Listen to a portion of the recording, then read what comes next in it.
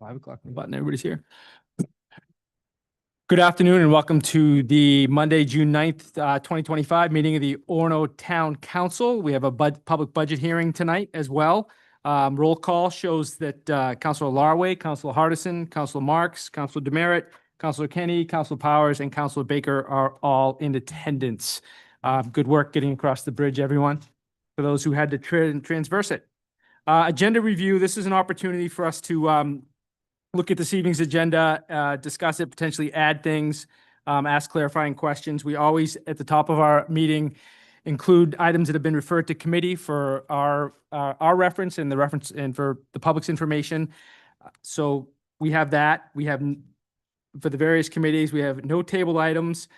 And we are at the point where we'd ask for agenda review and clarifications where we can add things to the agenda by unanimous agreement.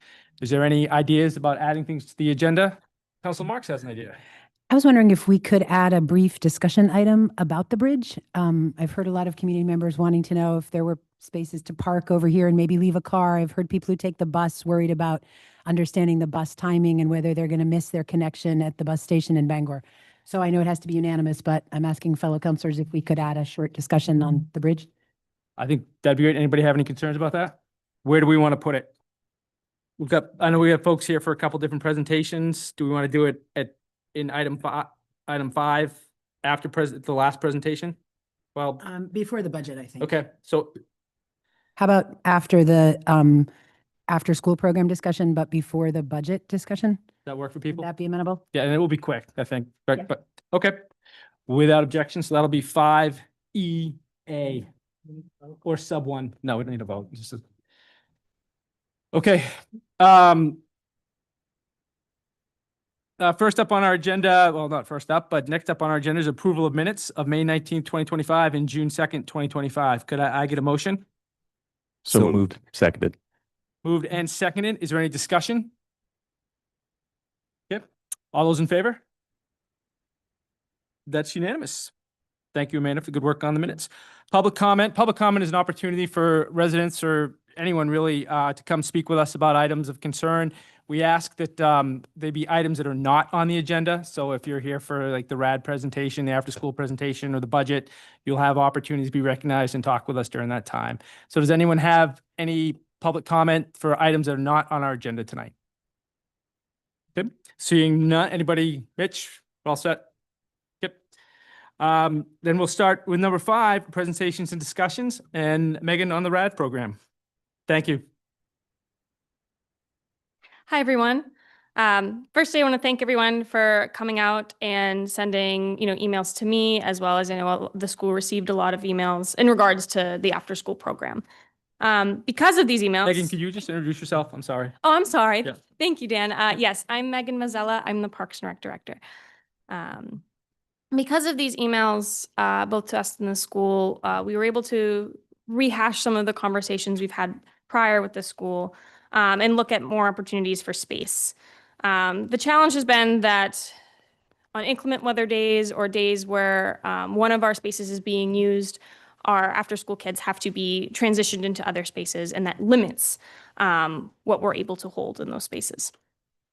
The school department was able to assure us that an additional space will be provided. So it's very exciting that it looks like it is possible to expand to 64 students this year to help eliminate some of the waitlist concerns. With that information and the expectation that will limit the waitlist concerns, we won't be needing to do a lottery. We will run registration as we usually would. If for some reason we go over, we would reassess at that point and run a lottery with the 65th child, if that makes sense. The reality is we wish all kids could be part of the program. The space constraint is very significant, but we're very grateful for the school being able to work with us so closely to be able to provide the most that they can. Ultimately, with us wanting to have everyone that we can, the lottery makes it equally unfair for all. With different ways of registration, there's different pros and cons to all. Looking at those, we felt the lottery made it the most level playing field for all families. With the kind of new registration process we're looking at, because this information from the school came in very, very recently, new information will be posted soon about when that does open and processes moving forward with that new 64 number. But I do really want to thank everyone for sharing their concerns, their thoughts, their feelings, and their appreciation for the program, because it's been really, really important in just making it a better place to be for all. But if there are questions, concerns, comments, I just, I'd be happy to take it. Yeah. Yeah, Clint? Clint. I just want to add to that, Mhm. you know, Megan and Derek, and as well as other representatives of the school, were emailing over the weekend to get this figured out, which was really nice. I was a party to a meeting earlier in the year where it was just too hard. There was no way to be able to assure space on a regular basis, but we had a really good year with that program. And we were starting to see that we could start to push numbers a little bit, but it was that 12 to 15 days a year that we would have been oversubscribed to almost a dozen and a half kids. And that would have been a high complaint area. We felt that people just, and it was unfair to the kids to crowd them over that much. But when the school came in, they reached out to us and said, we'd like to talk about this a little bit more now that we see the registrations are out. And it came together really quick. And I think if it wasn't for the public input, it wouldn't have come together that well. And just to back up, you know, right now we were 7 on the wait list to end the school year. The most current wait list, yes. The previous registration went month to month. Yep. Those wait lists are reflected month to month. But We yes, would have been yeah. 55 would have been adequate. So we don't think we're going to need the lottery at all. So we'll just go to the former model, but we got to get the dates kind of figured out. We'll probably be posting within the week, but the only thing, and again, she was sharing some of the things I kept saying about the least unfair. Mm. There's no fair way. I mean, the fairest way is if every kid could get in, and we can't do it. So the least unfair, it was highly discussed, and it just felt that, you know, if it was a race to who could get in, I use the reference to buying a concert ticket. It's who's got the best internet, who can get there the quickest, whose work schedule adapts best to the time we post it. So, you know, if we lottery it, a lot of people aren't going to like it.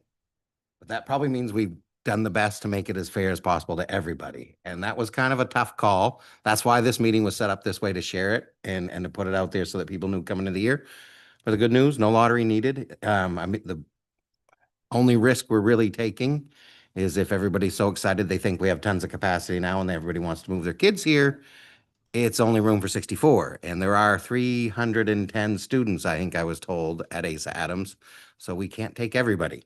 So hopefully people will continue to use their alternative daycare and childcare opportunities.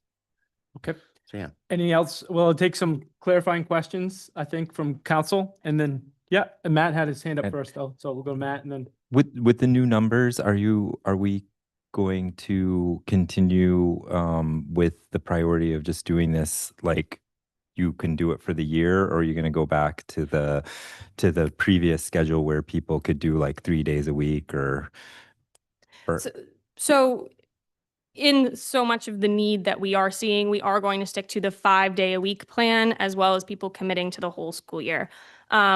That did pose significant issue this past year, not having that committed.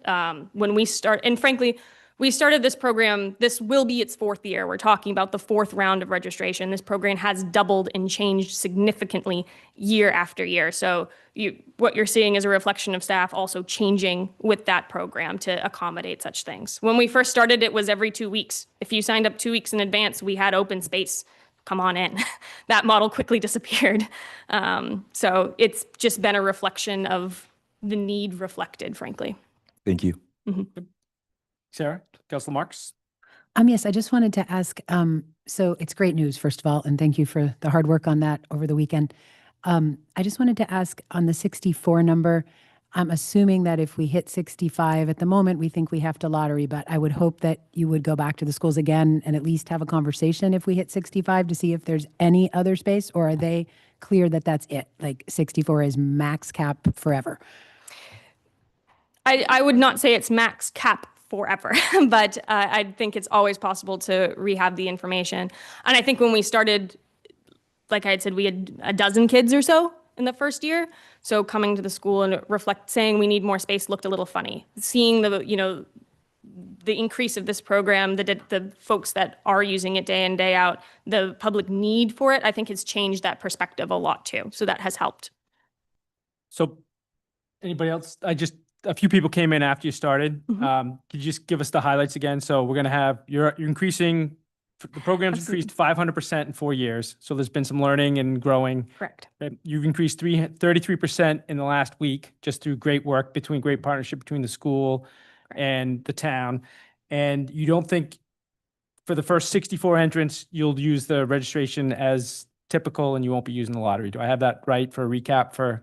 Correct. Yep. Yep, I would say that's good. But you are going to ask people to commit to a full week and a full year if they take a spot. Mhm. Okay. And there are payment plans associated with that. Okay. Yep. Just one little clarifying point. If you get to that 65th, I assume you won't be going to a lottery at that point. We'll be done, correct? I mean, you just won't be able to take it. You're not going to redo the whole thing and do a lottery at 65, correct? Are you asking, I think you're asking, like, you're not going to, like, You said you do the first 64 without the lottery. The- There's not going to be a lottery. Yeah, the first kind of 64 period. in will be the first 64. Right. At the 65th, it'll either be a wait list or a lotteried wait list for the first year. Right. But what we're being clear to distinguish is this doesn't mean the lottery's gone forever. If demand continues to grow, we're really kind of on the idea that there's no fair way to do it. And the only way we can be fair because of all the different needs of people is to say, everybody sign up and we'll do it. Some of the areas we've learned from some of the comments, should you grandfather all existing people that are in it? Some years that'll be great, some years that'll be bad. So we got to kind of figure that out. But I think this change has given us some extra time to continue to grow with a very successful program. Yeah, and So- just to add, great work by our staff and the school staff, and appreciate that we're able to come to a kind of a resolution really quickly. So great work. Yep. If we don't have any clarifying questions, I guess I'd open it up to members of the public if people have comments that they'd like to share. And I don't know, Megan, if you want to, I don't know where you want to go from here, but because you'll be the one to answer. I do know, as I mentioned at the beginning, I know a lot of folks contacted me directly. I was collecting those responses kind of on purpose. So I will be getting back to folks that have contacted me specifically who've not yet received a response, and, with an update from this meeting as well. So if that does pertain to folks here, I will be working back with you individually as you were with me. And I really just for our process too, I really appreciate that staff and Clint, particularly under your leadership, we're willing to bring this forward for kind of a public discussion. I know you got a lot of feedback and we're having this conversation today. So thank you for that. But I guess we'd open it up, other members from the public who'd come on up and just introduce yourself. And yep. Thank you, Megan. Hi, I'm Jeremy Yardley, member of the public. I just had one awesome work in expanding. I think that's really, really great. I was thinking about this as we were talking about the lottery system, and I'm guessing it's hard to collect this data because I'm a data-driven person, but were we getting a lot of responses of people who tried to sign up at the buzzer at 9 a.m. on Saturday who couldn't do it? Or was it, a couple weeks later, they figured it out, like, I should do this? Because I'm thinking of, fairness. The first come, first serve side of things, I get is not a fair thing if there's 80 people signing up at 9 a.m. And I was thinking, I'm glad we clarified this point too, that, if we hit 65, does that mean everybody goes back into the lottery at that point? Because if somebody signs up 3 weeks later and hits 65, that might make it a little bit contentious. But I think about this as we move forward.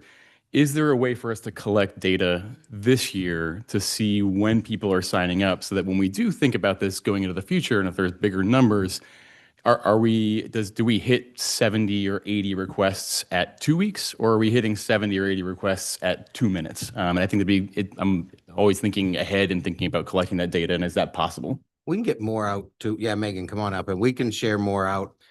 We do know the times that when people register. Yes, I was going to say, I can answer that quite quickly. But it is different in the last year than the first year because the times are changing. The demand's showing them getting in quicker. Yep. So every single registrant, whether you're waitlist or not, no matter if you're soccer practice or after school, I can see the exact date, times, moment you registered. This program filled up in about 20 minutes from 9 o'clock. So that was and yes, you're right. There are folks that sign up 2 months later and get put on the wait list. That's not the concern right now. And that's why we were leaning in such different ways. Because that's, like, as Clint was saying, it's not realistic that that's fair. You get an emergency, it's about 20 minutes. I can have the exact second if you'd like, but yes, it's about that much. So the first 64 are in no matter what, and then at 65, you go onto either wait list or lottery, and you'll figure it out from that based on how big that queue is. Okay. Any other comments? Come on up, please introduce yourself, and thank you.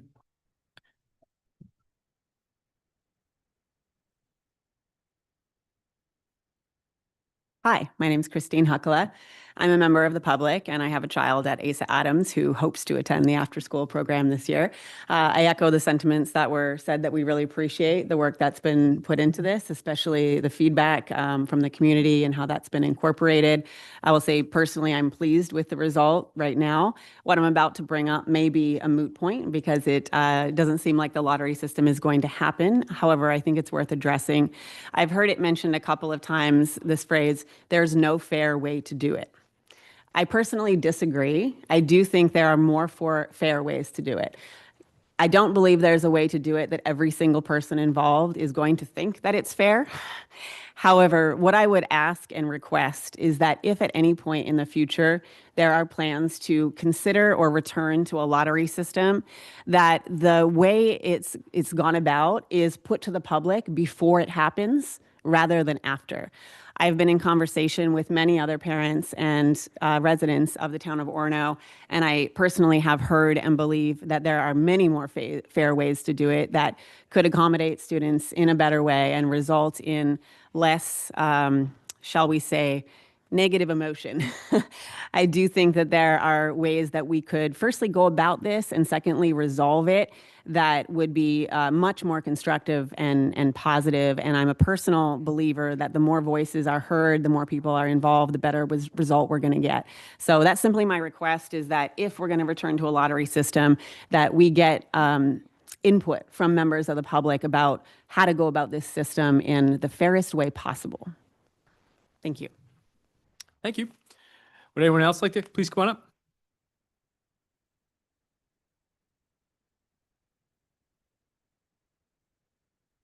Hi, I'm Cece Cruz-Ribe, also a member of the public, and I also have a kid who is finishing second grade in 2 days? It's going to be great.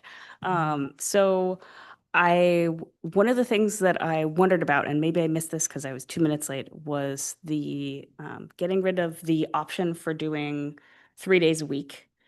I understand that that's a lot easier, but I'm just wondering, I'm not in this position, but I'm wondering if we have people, members of our community who would be in the position where that becomes a financial hardship. And we live in Orono, so it's probably not a lot of people, but it could be a real concern for somebody. And I didn't know if on a case-by-case basis, the program would be able to consider like doing a 2 day a week or 3 day a week. And if maybe we approached that 64 limit, if that could help to accommodate a few more kids. I just wanted to make sure that, in case somebody is in that position, and I think it is sometimes can be hard to come forward and say, I'm in this position. Yep. So with larger facilities, it's never a problem. In fact, a lot of larger facilities do day-to-days, but we're not in that situation. We're in a very small facility and we have limited capacity. And doing the 3 to 5s, I don't remember the exact number. It was a half a dozen last year. Megan, do you remember? Yes, I would say about at most. Yep. So Yep. So what we looked at was the loss of days because it was 3 days or 5. And so you lost 2 days each and again, I had the half a dozen, that was 12 days. That was a lot of kids that maybe could have got full-time coverage. So we kind of went to the side that if you have financial needs, you have the opportunity to meet with us. We can craft anything to anybody if that's the case. And we don't have to make that public, and we won't make that public. So yes, there are opportunities. If we don't hit 64, easily going to be able to say, but until we know what we're going to get, 5 days is where we feel is best so we can service the most people for the most benefit. Thanks. Yeah. So if someone has a financial need, they can come talk to you or Megan, and Megan. And there's more information that she puts out that if they have to. Yep. Excellent. I think that's a great accommodation. Okay. Anybody else? Oh, please come on up. Got a couple more, so we'll. I fondly remember when these after-school things were a big concern of mine. They're not anymore, but, you know, I get that it brings people out. My name's Megan Carter, member of the public, and I'm in that position where it is a big deal. And I had a couple of things, couple of questions. The first question that I had was actually going back. I know that is not the case now, but going back to the lottery system. And part of the thing that concerned me the most and thinking about inclusivity for our community was specifically thinking about the deposit for going into the sorry, I already forgot now what it was. Thank you, the lottery system. That was something that kind of concerned me a little bit, especially thinking about that barrier, that financial barrier for a lot of folks in our community. And just thinking about the fact that you would have to go through that, you would have to pay that fee, whether you got in or not. And that felt like it could be a barrier for a lot of the folks in our community. So that was one question I had. Why was that a potential fee? But the other question / comment that I had was about more potential conversations or meetings. It's clear, at least to me, and I know that there were other folks that I had spoken to that were not able to make it today because of short notice, other baseball games, softball games, things that have gotten rescheduled, practices, things that parents couldn't make it here, but really wanted to have this conversation. Would it be possible to continue this conversation throughout the summer as a possibility for more input? Because I forget who it was now that said it, whether it was Christine or Cece, but you know, more voices, more opportunities to bring in more voices, to make it more equitable and to make it easier for everybody, to make sure that we're offering services that are great for our community. So those were my two questions / suggestions. Yep. And I can tell you the rationale on both. If you didn't pay, we were worried that everybody would sign up for their friends and transfer them. So we would have had 800 people signing up for 60 spots and making sure they got the ones they wanted in. We pay about $4 to $5 for every time we do an online registration. So we wanted to defer that cost. We went to the 10, but again, we also know in the background that if anybody's got a financial hardship, all they have to do is meet with us and we can take care of that. So no registration fee was going to be an undue burden, I think, on a financially constrained family. And then the other piece, we'd love to have some public meetings. I think the one piece to share out, this is not the town, this is not the school, and this is not the university. This is the university, the town, and the school coming together to deliver a service. So this business partnership has 3 large entities that try to make it work. So I think if we could do some public engagement this summer, knowing that it's for future years, not for the year we're about to come out, because my concern as a parent that recently used these services, I was worried that they wouldn't know where your child was going to go come this fall, and that's more stressful than all of it. So I thought the quicker we could get this out and to the public so they know if they were going to get in or not, the better it would be. Right now, I'm really hopeful that we don't see 65 plus registrants and that we know that we covered the entire demand for 1 year. But yeah, I think we could set some stuff up for the summer or even into the fall if we know that it's a forward thinking kind of approach. Yeah, I think that we have a lot of members in our community that would love to participate in that sort of conversation.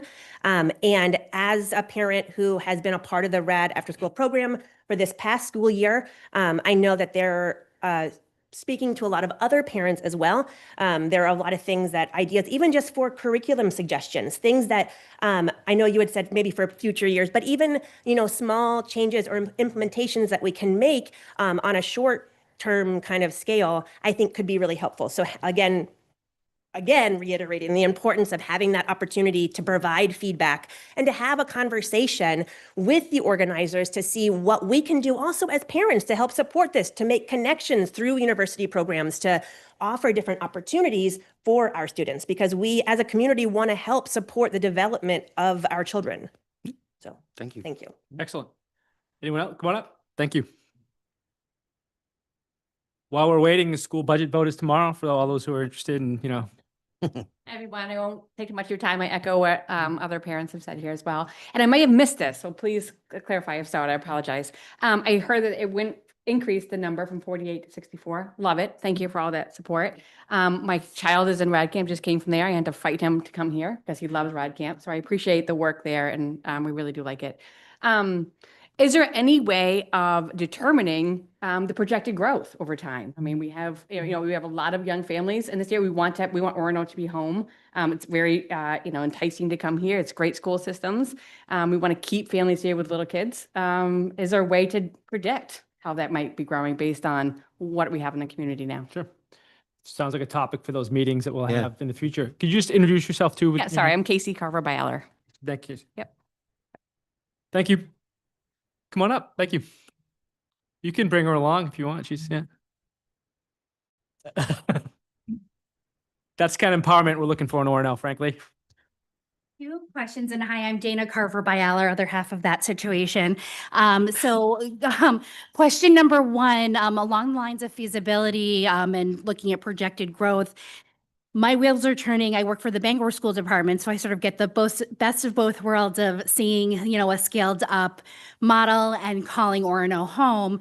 I would be curious if there could be any communication or potentially that could look like, in these ongoing communications with, I'm thinking like the Bangor area wide, has different models for, 5-day or 3-day or 2-day, and what that could look like so we can sort of get those best lessons learned and translate them to Parks and Rec. I don't know if those are conversations that have happened or could happen potentially.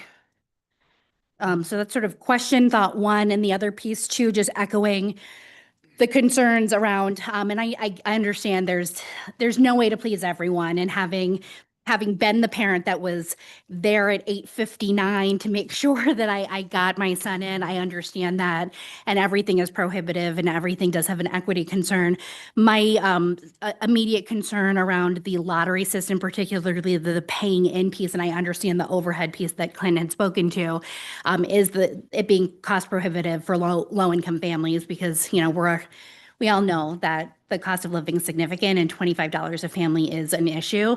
The other piece along the lottery lines that this has me thinking about is, as we have a lot of family members and parents that have moved to the area for both the university and healthcare professions, if that cycle of employment moves people here over the summer, they've missed that window completely, right?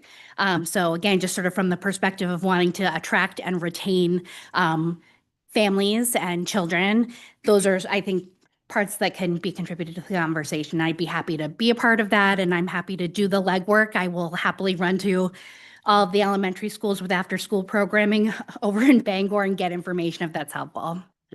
Okay. Thank you. Watch for the invite. I think you watch for the invite, right? Would be the message to, people having those conversations. Okay. If that's, thank you. Please join us. Sorry, yep. I'm Kate Tomasco. Thank you to Megan's team. They're awesome. I have a parent of one kid in Rad Camp and hopefully a second. Just some follow-up questions. One thing that I did like that was proposed is that we would know by the end of June if we're into Rad Camp or not, because I think last year it was like mid-August or early August, if I remember. So I guess my follow-up question is sort of what changes are going to be made this year? Because I know I'm one of the 8:59, I'm at the computer signing on.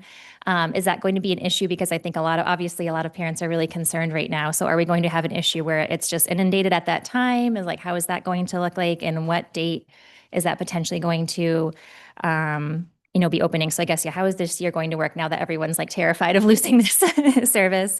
And then just wanted to clarify where the additional space is. Is it just another area of ASA, or are we more consistently able to use the same areas? So those would be my two follow-up questions, I guess.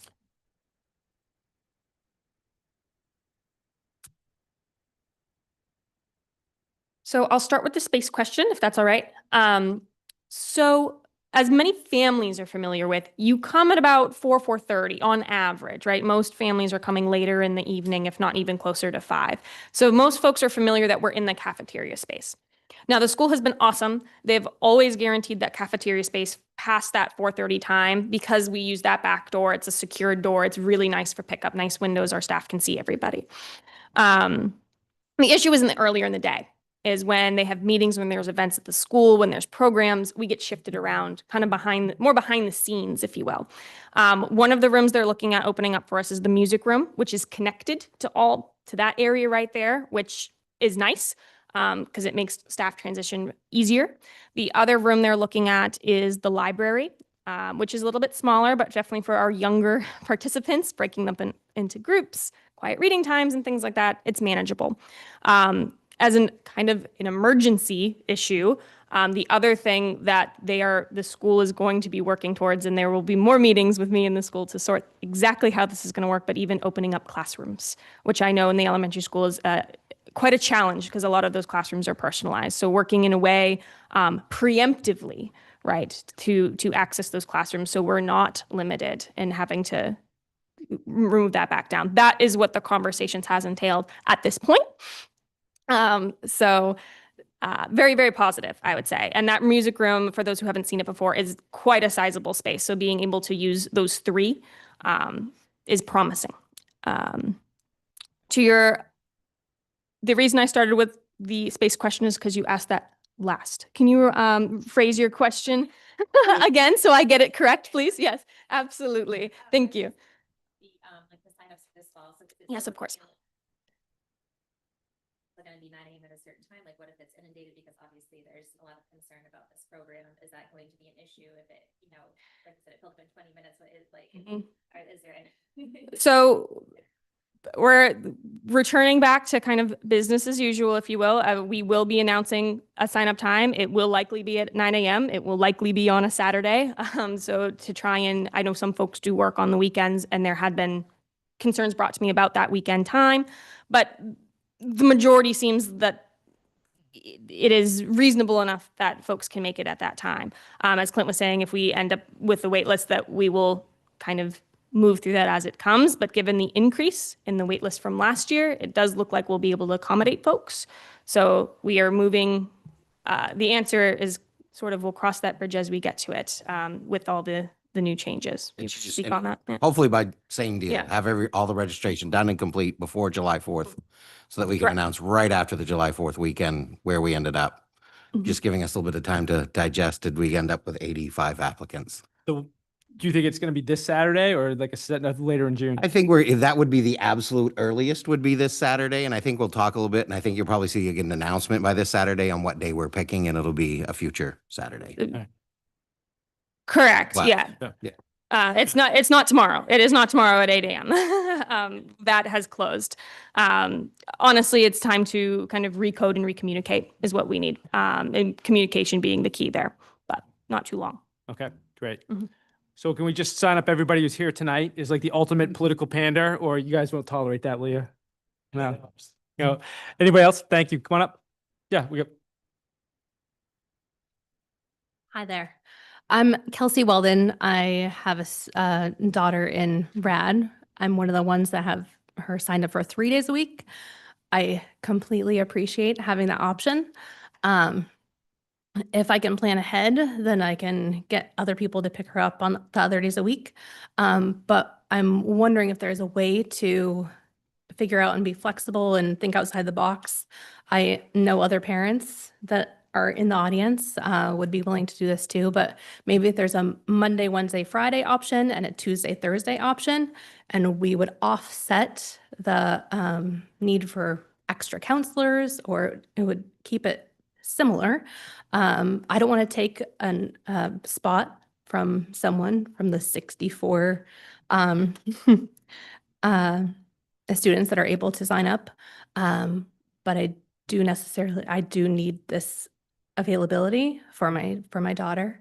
But I'm just thinking outside the box. I think a Monday, Wednesday, Friday, and a Tuesday, Thursday could be a good option that we haven't really thought about. Okay. So Thank you. thank you. Anyone else? Yes. Hi, John Quinn. I have kiddo going into RAD, and just kind of wanted to speak on the lottery one more time, that I do appreciate that option and not having to, like, everybody in here's got busy schedules and like to hold that time as available and like potentially miss it. That's a pretty impactful deadline to miss. I just that the fee, whether it's small or big or, accessible or not, just seems like a pretty small drop in the bucket in terms of like the bottom line on a program this large versus like the ill will that comes with like not getting into a program and losing $15 or $25. So just wanted to put that out there. If the lottery does come back, and if there's wait lists and things, I'd rather see that than trying to like rush that 9 a.m. thing.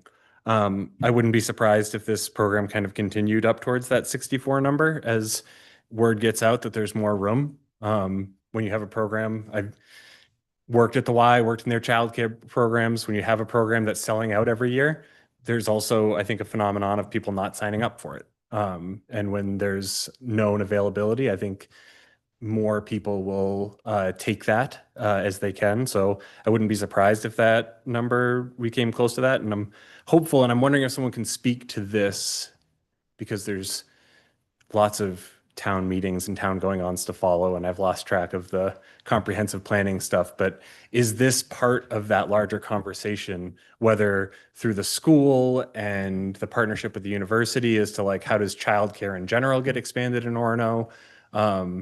Bigger programs aren't always better programs. School-based programs are really challenging, in my experience in like working with after school.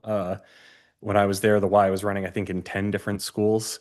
And it's super hard to manage, and you have those relationships, and you get a classroom, but then a kid messes up the drawers during after school, and like now we're dealing with that, and like, are we getting removed from those? There's just a lot of complications and things with it. So thinking more long term, is we know a child care will continue to be an issue on people's minds. Like, is that being looked at in the comprehensive planning process or in some other process where, bringing in other options into the community, or expanding that relationship or something along those lines? I'm just curious if anyone could speak to that. Thank you, John. We'll get back to you there's been some conversation. We'll get back to you some more on how the comp plan's been going. I think the biggest announcement is this is a statewide issue, and whether no party affiliations, but the state legislature talks regularly about how they're going to address daycare issues in the state of Maine. And my gut's telling me, I don't pay attention out of state, but it's probably a nationwide issue as well. I do know it's a statewide issue, but as far as the comp plan, yeah, we'll follow up with you with some of the things they have talked about or what's coming out of it. Yep. Okay, one more. We got a budget to talk to you too, but we'll get, yep.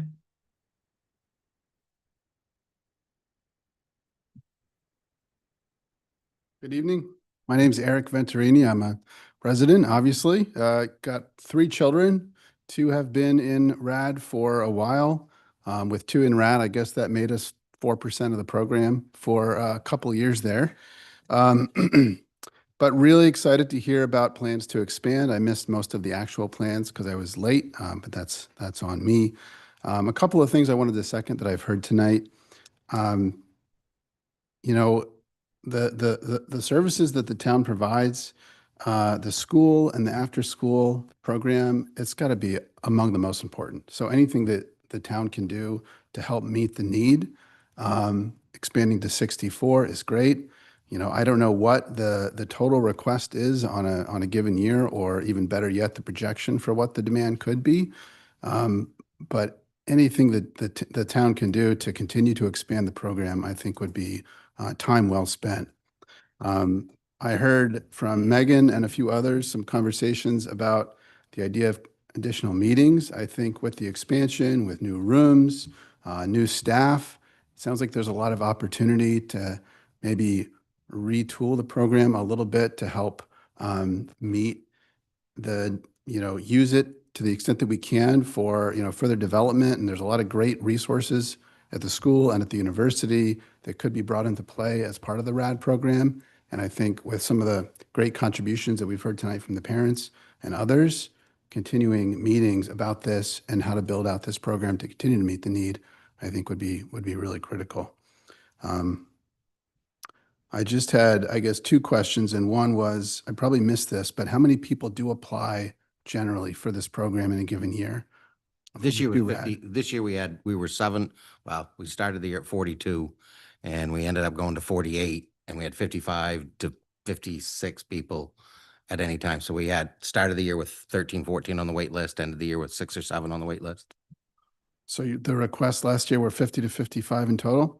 55 total. Wow. Okay, great. So you're That might planning not beyond be the- independent requests. Those were the total that, but so Whether people moved or found other solutions, we don't always know that. Sure, Yeah. sure. Great. Okay, well, that's my questions then. Thank you. Great. Thank you, Aaron. Yeah.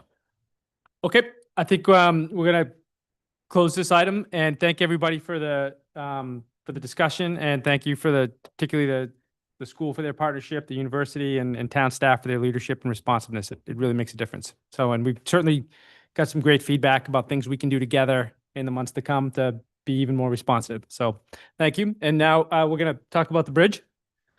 Clint, do you want to give us, so everyone who's leaving now doesn't have to cross the bridge on a daily basis, so. So the, All right, so Clint, you want to give us the high level on the bridge and? yep. So it was on the manager's update. We had been notified. There had been conversations here earlier in the year. Last week, we received notice on Wednesday that they had opted for Monday to be the first day of the official closure and going to one-way traffic. So we immediately notified the community, got a hold of the press, did some, the press got a hold of us. We've been in talks with them quite a bit. There were a lot of the conversations that have been asked. We have had those. There was a lot of ideas vetted. One of the big questions is why couldn't we signalize it and allow two-way traffic? The design of our streets and the backlog that it would push back on us just doesn't allow us. It's right in the heart of the downtown. It's not like you're on a rural road where you've got miles and miles before you even come to a driveway. You know, we've got driveways, streets, businesses. So it just would have hurt the condition. I'm not positive we're reaching out. We believe the reason why northbound was the way it was left open. This allows public safety to immediately leave and respond to that side of town. That's my supposition, but I'm not positive. They have worked with the school and the university. The 8-week window they went with had to impact one of them. So they went with the last week of schools so that they could be out in time for Main Hello, which is the welcome of our university students, which is a very congested week. 8 weeks is the timeline, and we all share in the hopes that it is done sooner. It is a maintenance project, which means that they're doing not just resurfacing, but they're actually doing long-term maintenance and care to the bridge itself. One of the other questions, there's been some comments, because the Route 2 planning, we wanted to see wider sidewalks. This is not a capital project. We've asked on quite a few occasions because we said that would be a big win for this community to see if they would hear that a widened sidewalk there or to shrink the breakdown lanes would be an improvement for pedestrian use. And we'll wait and see, but I doubt it because it's not, maintenance does not carry a budget to do improvements of that nature. It's a repair and long-term maintenance issue. I'm trying to think other questions. We've had quite a few others. MDOT, it is their project. They work with the town because it's in our town and services our community. We help them get information out and do more.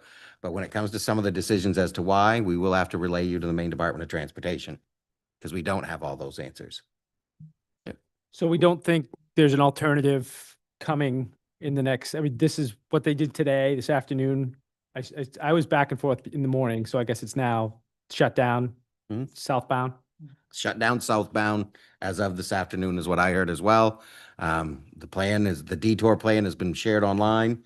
Their theory would be that people will learn the traffic patterns and it will improve. But again, you will have to detour for the summer, headed south, turning right onto College Ave and head to Stillwater, or make alternative solutions. And again, I know we've asked them if they've reached out to Bradley and the other surrounding communities in the hopes that Bradley and some of those have shared that maybe you should go straight to the interstate if you're headed north and south rather than coming through Orono for the summer. But I can't tell you for sure yet what the other communication strategies have been. People are going to figure it out firsthand. Experience is the best form of communication, so people will figure it out pretty quickly, I'm sure. Any other questions for Clint about it? Councilor Marks?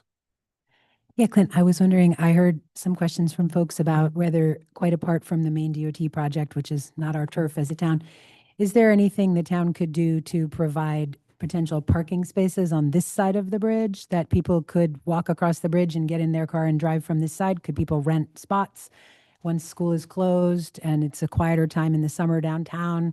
Is it possible that people could be allowed to park longer times than what's typically allowed in our lots? Those are some of the questions that I've been hearing. I think the easiest one, we'll put this out, but if you have a parking request, we did hear one today I think it, rather than having a written plan, that we do have downtown parking opportunities. And if people want to make a request for the parking department, which is the police department, put in your requests and we'll do what we can to work with you. We'll have to obviously talk to the school about their parking lots to see if they're willing, and if there's some there. They may be too far away for some people. We are going to try to maximize, but it would be limited. We do not have enough parking spaces Sure. to provide to all the residents on the other side of the Stillwater to store a car here. And yeah. I would say I did share with one, if you do have friends over here, it wouldn't be a bad idea if they have homes to talk to, a sharing in a family or friend's home here, if you have that type of need to share a car. But we will work with people if they want to put in, and we'll put up some sort of information that if you have a request, how to contact us, and we'll reach with them. Probably not a lottery, though.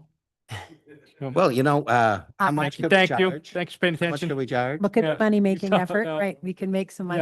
Yeah. But- Yeah. So for now, the answer is to address a request to the police department. I heard from several people, and I will say today that I, at 3:00, left Webster Side, and for the first time I have a child, I have to drive to Bangor for work. And it took me over half an hour to get from Webster Side just to the highway. So it is really, really backed up. So I do think that I would certainly walk over the bridge to get in my car and drive from here if I could pay for a spot. And I think if it continues to be anything like today, people will want to take advantage of that if it's something the town can provide. And probably, I would pay. So I'm sure a lot of people would pay. So it's probably a good moneymaker. My other question is regarding the bus schedules. I know people can individually try to reach out to the bus company, but I just wondered if it would be more efficient for town staff to reach out to the bus and find out what their prediction is of how their route times are going to change, and in specific, when they leave downtown Orono, the other side of the bridge in Orono, like how long is it predicted to delay their arrival in Bangor? Because a lot of people coordinate to catch another bus at the Bangor bus station to get to places they need to get to. And I think people have had trouble missing bus connections and not knowing how to predict how fast that bus may go. So if the bus has any predictions and anything we could get online and on our social media accounts for people to be able to access, I think that would be helpful. Yeah, we'll do that, certainly. It's an easy app. Great point. So there is no southbound bus through Orono, apparently, probably, right? Or what are they? We can get that publicized because, there's a bus can't come this way, I guess. Right, well, it doesn't come this way. It currently goes across, over and down and back. Yeah, so that would be part of the loop is not interrupted. Doesn't it? We'll find It out. will come in Bannock. Right, but it didn't used to have to do that big Okay. loop, so it's Oh, got to be okay. delaying the time right, on the sorry. bus, correct? Yeah. Bad info, sorry. Can we, not that there's anything to do about it now, but it would have been helpful to have the sign, you go by construction sites and they give you notice ahead of time, and we didn't see, I was throughout Orono all weekend long. I didn't see any signs ahead of that. So people just kind of drove right into the teeth of it. It's like going out to sea and not seeing the weather forecast. So We But definitely it have just- shared that. yeah, As why you they- share that. Thank you. Yeah. Politely, I hope, because we got a lot of work to do with the department, transportation, but Yeah. that was not a town mix up. So, good. All right. That I think anybody from the public have anything on the bridge? Go on. Yep, please.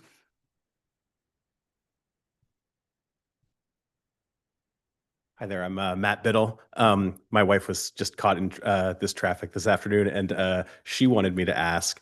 She thought, and this is her opinion. I have no claims that to its truth, but she thought that the light from College to Stillwater was a particular choke point, and that nothing had really been done to change the timing of that light. And I'm wondering if that might be something that the town can do to kind of alleviate some of the congestion if people getting from College onto Stillwater is the problem. Is there something to do to make that light just last a little longer when you're making that turn? The left turn, yeah. So, well, right, yeah. Yeah, at the McDonald's. Yeah. Yeah. Right. Well, yeah, there's always construction on congestion on Stillwater, yeah.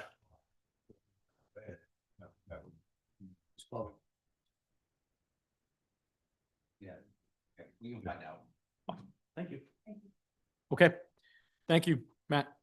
All right, we're going to talk about budget alternatives for council consideration, and I think we're going to talk about them first. and then we're going to open up the public hearing. That way the public, anyone who's here who's to speak about the budget, has a chance to hear what the alternatives are and hear that presentation.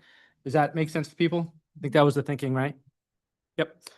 So, why don't we start with, and so we asked, kind of the recap, you know, you can skip the episode recap if you want to on Netflix, but not here.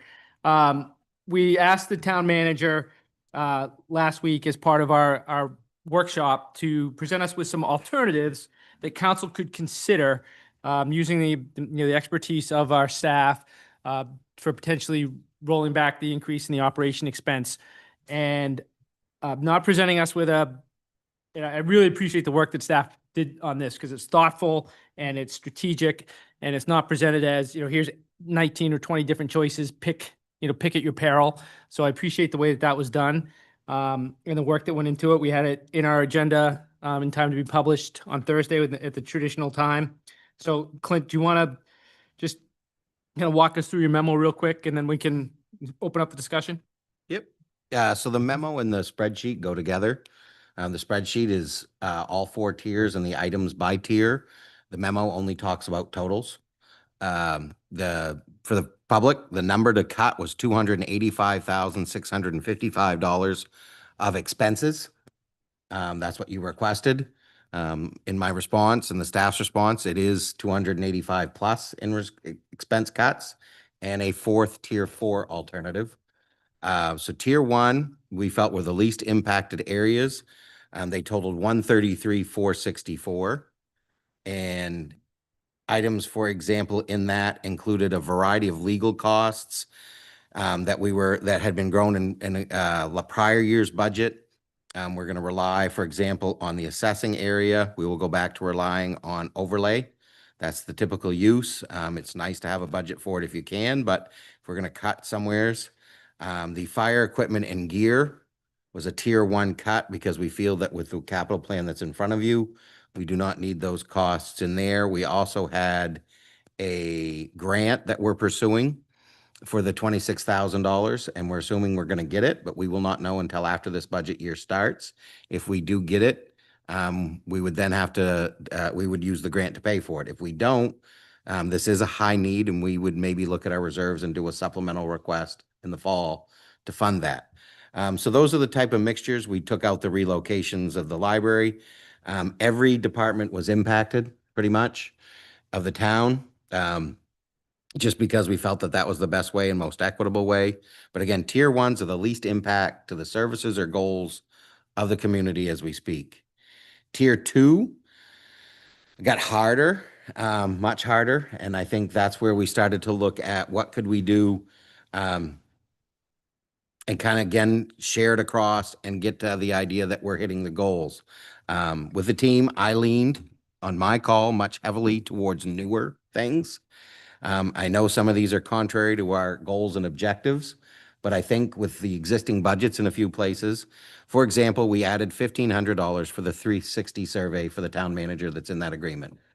I think there's alternatives we could discuss, whether, worst case scenario, delay by mutual agreement, which we could do. I don't think that's the right one. Or the other solution is we have contingencies. We could look at that and just say, you know what, we're not going to add it this year. We'll see if we can make it on contingencies for a year, but it does impact our goals. The art festival and fall festival, I wasn't eliminating them, but I said, let's look to our grants and reserves and take them out of as an operating expense. General fund fleet repair was one that we looked at the fire department, that because there was an increase requested there. I looked at the historicals. It is somewhat justified, but we think we could push it. And I say somewhat is that they've been over budget in that line. But coming into this year, my second year, my first budget I've approved, see how I can do working with this team to see if we can keep those costs down. You got to remember, this is the first budget. I am completing my first year. This is the first budget. It's the first one I'll have 100% responsibility for. Last year, I could have a little bit of plausible deniability because I wasn't here for it. And so again, I got into the council contingency. You guys talked about a $12,000 cut for yourselves. I split them over tier 1, tier 2. The reason I did that is because the tier 2, I think got into a deeper line of area. The tier 1 was related to the festivals, which I think we can supplement really easily. The tier 2 was getting into whether you would carry contingency for whether it was a Penobscot Nation, for your grants. Felt it was a little bit more goal orientated. So that's why I put them in separate groupings. Tier 3, I'm not a very big fan, and I also kept it vague because it does involve no loss of existing positions of staff, but it would impact the departments and how we staff and how we approach them. So area 1 would be a vacancy reorganization. That one was the hardest or weirdest in the sense that what I thought you could do is add using TIF funds, a TIF eligible position, which would free up staff capacity to eliminate a position for 1 year, probably at most. And so I don't like it, but that's the most I could come up for a major reorg. There was another reorg where I called it a vacancy reorganization. There is one particular vacancy that I would say just anticipate not filling it till January 1 of 26. Again, you're half budgeting a position that next year it would have to come right back in. I don't like those types of approaches. But again, to get to that expense only, I got to 288, 864. There are certainly other places that can cut. But again, I would say if you were anything outside of these, I would not replace a different cut without a long discussion here, anything we come up with. I would start with tier 1 being not desirable. The desirable budget's the one that was presented by me and staff to you. But if you had to cut the 133, we can make that work really easily. Tier 4, I did not want to be insubordinate, but I did want to suggest to you again, there are ways to look at your revenues that I would recommend much more highly than the tier 2 and 3. And that's why when you see the alternatives that I gave you, I showed you the current calculation of the expenses. I showed you tier 1 going in. If you do 1 and 2, if you do 1, 2, and 3, and then I did 1 and 4.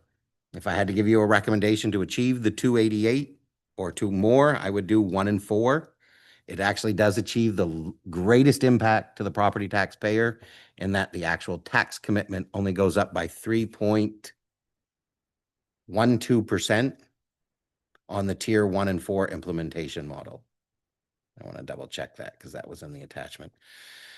No, that's the manager. Oh yeah, they're all in order. Manager proposed. Let me go to the last one. It was 3.22%. I'm glad I looked. So that, but again, I looked at net assessment for municipal commitment. I went right to the bottom line because you can't look at expenses and do a CPI comparison if I'm doing revenues as well. Within those revenues, some of them I like better than others. We can talk about those as you want. But if you want to get to 288, I suggested 1 and 4 out of all these lists would be the way to get there, or any lesser thereof. Okay. As well. Great. And I think what we'll do, if it makes sense, this is a public presentation item. I think we'd ask clarifying questions now, have council discussion, and then invite the public in when we open the public hearing. Does that make sense to people? I mean, if someone wants to be recognized right now, we could do that, but I think that makes sense, if that makes sense to people. Can we, so why don't we start? Do we want to start on one side of the table or the other? Jacob, do you want to start on your side and we'll work our way down, if that makes Yeah, sense? certainly. Clint, everybody, I truly appreciate it. You can't imagine this was an easy task. Clarifying question. Tier 4. So from my understanding, these are expenses that are currently in the budget as expenses, and the recommendation would be to move them from expenses to essentially capitalize them. Great question. Pulling it back up. Okay. Did I accidentally? I think I accidentally. Oh, hang on. Get the agenda. While he's doing that, I guess I'm going to ask Dan asked me to lead for a minute while he stepped out. Just to fellow counselors, does it make sense to the rest of you rather than coming straight down the line if we went tier by tier in our questions? I feel like it might help me to focus better if everyone who's got tier 4 questions asks them all at once, or tier 3. Is that something anyone else is interested in other than me?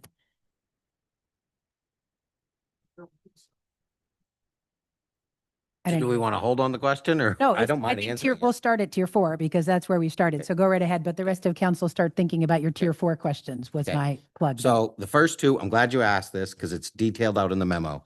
The first two, return capital police to CIP, return capital public works to CIP. A conscientious decision was made by me with staff that you had a lot of little things that floated into your capital plan. And when I say little, in that $5,000 to $20,000 range, you know, things that you wouldn't regularly purchase. And I said, why don't we just start getting used to carrying things like this? It is really simple for this year. The ones that would have been in your capital plan last year and any year before me becoming your manager would have included the taser lease, body cams, dash cam leases. All leases were in your capital plan. I'm like, well, a lease for the police department, it's just as easily show up in their operating budget. So we moved it there. So when you say cut expenses, there's $30,000 of new expenses that never would have been in your CPI calculation because you said don't include capital. So in order to make this better, same with Public Works, they asked for a road rating system. I think we're going to be able to fit it in this fiscal year anyway, a covered trailer and a flail mower. Again, another one that was always capital. If you were to move these, the recommendation of the tier 4 is there's enough money in undesignated equipment reserves. So it's reserved money designated for equipment, but not specified to buy a trailer, to buy a truck, to buy anything. For 1 year, if you want to achieve the maximum savings, we could just use reserves. So it's not an increase to the property taxes by moving them. That's those first two. So you're suggesting for those first two, not to capitalize them, just simply use reserves to pay for them. Yep. Okay. Yep, use reserve. And you could do that either. We could move them to the capital plan and pay it with reserves. We can leave them in operating and allocate reserve funds Okay. to pay for it. There's a bunch of different ways we can account for it. I don't want to get into that level of discussion. Yeah. I think that's, as long as the property tax impact's the same. Yep. I think we've achieved our mission. Okay. Follow-up clarifying question on those two then. So on our audit last year, I believe we were cited for capitalizing costs that should have been expensed. Yes. Would this be something that we would be cited for in this coming audit? No, I don't think so, because leases, they like to show as it's not capitalized for the sense of Orono's purpose of being in your capital improvement plan, but we have to designate all our leases that are over 2,500. Does that sound? 5,000. And I think all three of those are over 5,000 a year. So we'd have to call them out anyway. So I don't think it would be anything that would lead to an audit finding on either of those. And then the third one, the safer, you did have some dialogue. You leaned away from it. I'm just going to politely nudge back and say, I would do that 92,000 before. The savings is coming from this fiscal year we're in. It is extremely disproportionate than any amount of wages left over in the fire department ever. Setting aside that amount, it's just as easy as doing unassigned fund balance, but it does allow you to pass on a 1-year tax impact so they don't have to raise it and you don't have to cut services. So I looked at that as a win-win. The last one, I did another comb through all the revenues, and we could budget another 46,000. You know, and we're not over pushing it, but each time we take a little bit more, we're pushing it a little bit better. None of that was the use of unassigned fund balance. It was places like the rec fees, interest on investment has done extremely well for quite a few years. And I know it's going to keep doing that. So those are the areas we look to. So that's meaning you kind of just you made up 46 additional thousand on revenue from wherever, from many places. Yep. And that's probably the main one is the interest we've made, right? And because when I looked at this, I was looking at annual projections for the first 9 months. I now was able to I did the full 11 months. And I'm like, okay, I'm not as nervous now by pushing this a little bit more. We're achieving what we thought we would. So that's what I did. Okay.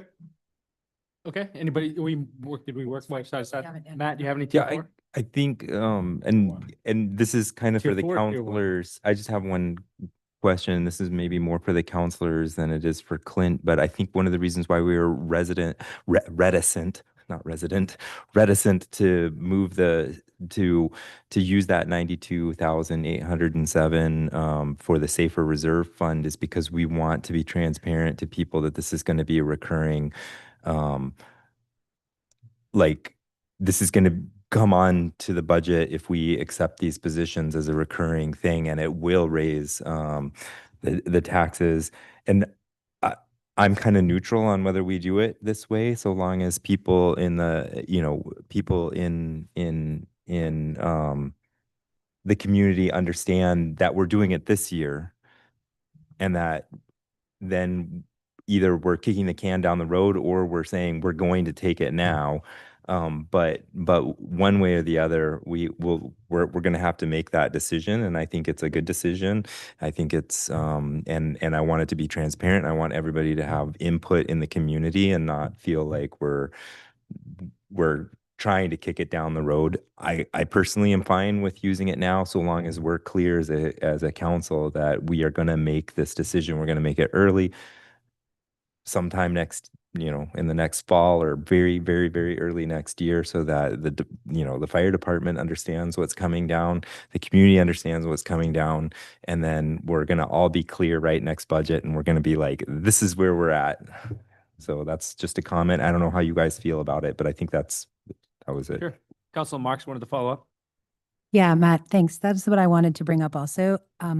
I don't have an objection with using money that's left to fund those positions for this 3-month remainder, but I would have a big objection if we were saying we're going to do that and we're still saying that these safer positions are permanent positions in our budget.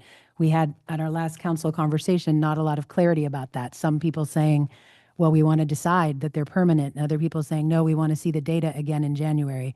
And I feel really strongly that if we're funding these from reserves for this year, we have to have this discussion in January with data about these positions again and what they're going to look like in our budget for the coming year. And it needs to start in January so that we're not having them at the last minute. So I would say either we don't fund them this way with carry forward money, or we are committing that we will have this discussion again in January about the tax impact of these positions, because we are basically just hiding the tax impact of these positions for a year, which is a good break for taxpayers and not a bad thing to do. I don't mean it in a bad way, but it's not clear that they are positions being added, to the budget, to the operating budget. So if we're going to do this, I want us to commit as a council that we start this discussion again in January with data on these positions and the cost for the coming year and how we want to handle that. So if we fund it, like with not the carryover approach, but fund it just out of regular operating, do you think that's the council saying forevermore, or this council saying it's our commitment to maintain these positions indefinitely? It wasn't mine, but the rest of council seemed to be bringing that up, that if we were talking about funding them indefinitely, I still would have liked a conversation in January. But I feel very strongly that if we're doing this with this carry forward money, we can't have it both ways, right? We can't say we're funding with carry forward money because it's just the last 3 months of a grant. Yeah. And at the same time say, well, we don't have to talk about them come January then. Okay. We've got to do. So Good. And then you skipped me. sorry, I know we had a follow up here. Are we still in the safer? It has follow. Can we go to Leo? Okay, back to Leo. I'm in support of tier 1, but back to this discussion. I'm supportive of doing it with carry forward, and I'm supportive of having that conversation in January. And I think, just to clarify, I believe it shook out that the 3 positions, I thought for some reason I had 79,000 in my head, but maybe it's the 90, maybe it's 92, I don't know. But we did, and we also learned, I think, at the last meeting that typically with those safer grants, they did it differently, but normally it's when you agree, okay, they fund it fully, you fund a percentage, you fund a bigger percentage. So they sort of wean you into this, and we didn't go through that. So that's why I'd be supportive of doing that now, because we didn't follow the normal course, I think, of a safer grant. But I do think I think we got better data, because I think this was originally 279 or something, and it came in at 92. Well, the 92 is for 3 months as opposed to a year. 4. Sorry, 4. Yes. 4 months. Okay. 4 months. Yeah. A third of the year. Okay. Well, so we're going to have actual overtimes and things like that to do the actual analysis, which I think is important. So I'm in support of doing that. And, Okay.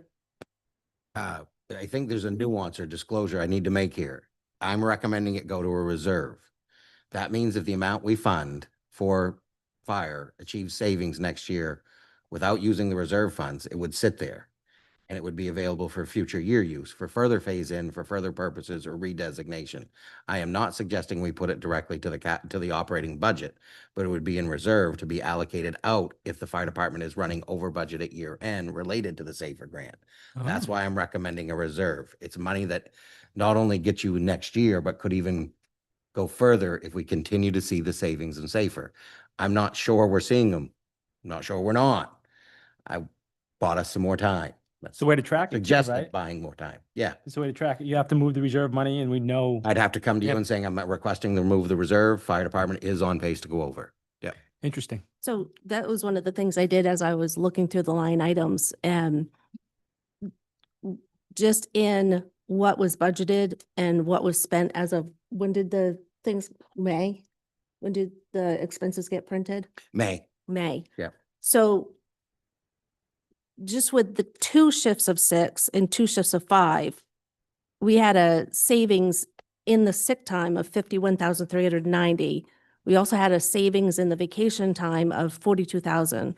So just in from July to May, having that those 2 extra people, we had a savings of 93,389. If we took out the unscheduled, there's 55, and we're down to 55. But just the 2 shifts of 6, we've had a savings, and in addition to the increase, we had the workers' comp increases, which, fingers crossed and knock on wood, nothing major happens so that we don't have that increase, and the increase can go, the workers' comp percentage can go down. We're actually looking at potentially even more of a savings than just July to May. Okay. Okay, just for some clarification, I thought we were only discussing that because he went there, but the first thing was we're going to go tier 1, tier 2, tier 3. I think we're starting at 4 because that's where Jacob started us, Leo. So we're going to go backwards. I mean, You want to go to 1 after I'd- 4? I'm fine with that if Dan is. okay, Yeah. well, okay, with 4, I'm just going to say I am supportive of it. Anyway, it's a move, not really a reduction, but I'm supportive of 4. So Okay. All right. So we're still on 4, and I would, I'll go last and, get Council Marks. Oh, you might have skipped if Leo has any more tier 4 questions. I think he loves it. No, I keep trying, but nobody, no, can't. But let's go back to 1 after. Yep. Yeah. Okay. Council Marks. Okay, yeah. My other tier 4 question is just sort of a follow-up on Jacob's question in regards to the items that were added into the operating budget this year and now are being suggested to be moved back to the capital budget. I don't mind if we want to fund these out of reserves this year, if that was your other suggestion, but I don't love the idea of putting these back in the capital budget. I do understand that it's an unfair comparison otherwise, so I appreciate you calling them out, because it's an unfair comparison for us to say there was a raise in the operating budget when actually that's no raise at all. It just moved from the capital budget over to the operating. So I appreciate your calling them out, but I think you had a good point about bringing them into the operating budget to begin with, that they're smaller expenses that more logically should reside in the operating budget. And I like that plan for going forward. So personally, I'd rather see them stay in the operating budget and be established this year there, so that as we compare next year, they're in the operating budget this year. And then if we fund them from reserves, that is essentially the same thing as moving them into the capital project. It just, takes out a little bit of a loop. So Is that the 20,000 in the first bullet? Or is that? that is the first 2 bullets, I First two. believe, Clint, you can address, but I believe it's the first 2. Capital improvement was formerly there, it was the 30,500, and then the line below it at 33,875. That's on the spreadsheet. Yeah. Okay, I'm moving back and forth. Yep, good. Okay. Anything else on tier 4? Nope, that's all I got on tier 4. This is moving. Great. Andrea? Rob? I think tier 4 changes make a lot of sense to me, and I pretty much in favor of how Sarah framed it. Definitely want to have this discussion regardless in January. I also appreciate the way that you looked at the numbers, Andrea, on the savings that we get from SAFER. So I think the the reserve account and the January discussion make a lot of sense to me. I will have in the SAFER positions, I will have a very firm foot in the idea that these positions are important to the department for a lot of reasons other than just the financials. in terms of quality of life and work-life balance and having a place where we'll retain, really good first responders. So, but I'm certainly open to the conversation in January too. I think that makes a lot of sense. And I would say, as we talk about these things, I'll be maybe a broken record reminder that the town manager's identified these as opportunities for us to consider with his staff. So I'm just going to keep, that's an important word, I think, because that's what we asked him to do. His budget was what they presented to us initially, and these are things that they've identified based on the exercise we wanted to work through. So I'll just keep reminding us and the public of that, because I don't want to. Okay, so let's go back to tier one, because that's how we do things here at the Orono Town Council. We move around. Let's go, Jake. We want to keep starting with Jacob on that end. Does that make sense? Rob, you're not going to feel slighted on equity? Tier one, a really quick question. The revenue change for the general assistance reserve, is that 16,000 revenue that is already included in the budget as interest income, or is that an additional 16 grand in interest? That reserve line currently has more than enough money to cover that 16,000. So we always move our interest to that one line. We've allocated a few funds out of it. About 35,000 have been dedicated of 100. This would be another 16 of that 100. That 100 is fiscal year 24 ending balance. We have not updated or using any of this year's. We wait till the end of this fiscal year to look for next year. So that number should grow after July 1. Good. And then my other comment in general is I appreciate tier one. I am in support of them. I think unfortunately you did the best you can given a difficult budget. Okay. Council Powers?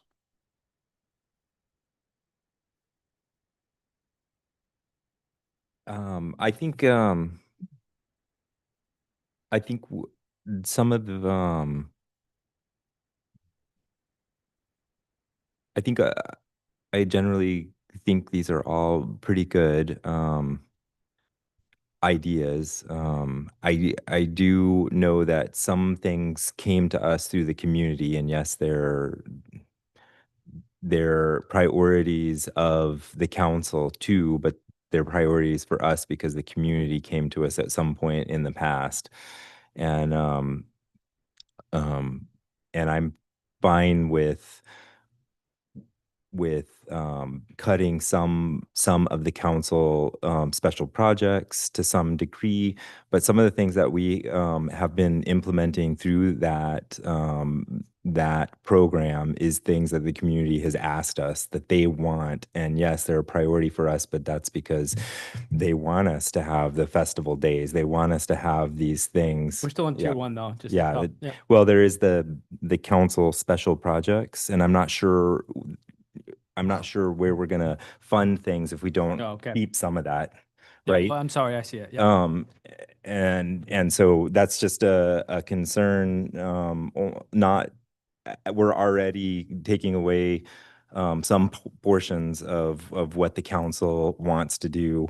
And I don't know what you think, whether the rest of the council is okay, because I think we had decided to keep 10,000 for all the things that we were trying to do, including the festival and whatnot, which is over half of the council's budget, wouldn't it be? Because didn't we have 10? We had 10,000 contingency and a 10,000 special project. And I think we agreed to zero out the special projects. I don't remember which one, but we agreed to get rid of one of the two. Yeah. Yep. Right. And then, but we are going to fund the Arts Fest and the Fall Fest through Parks and Recreation. Unless we get to tier two cuts. So Yeah. let's hold on that discussion. Yeah. And then Does that sound right? Yeah. And so at this point, if we do the special projects, didn't we already cut half of that? Or is that not taking that into account, that 7,000? Maybe I misunderstood, but for the tier one level from your conversation last week, again, with generalities of the numbers, I understood that you were cutting $5,000 because we were going to be moving things to the art festival.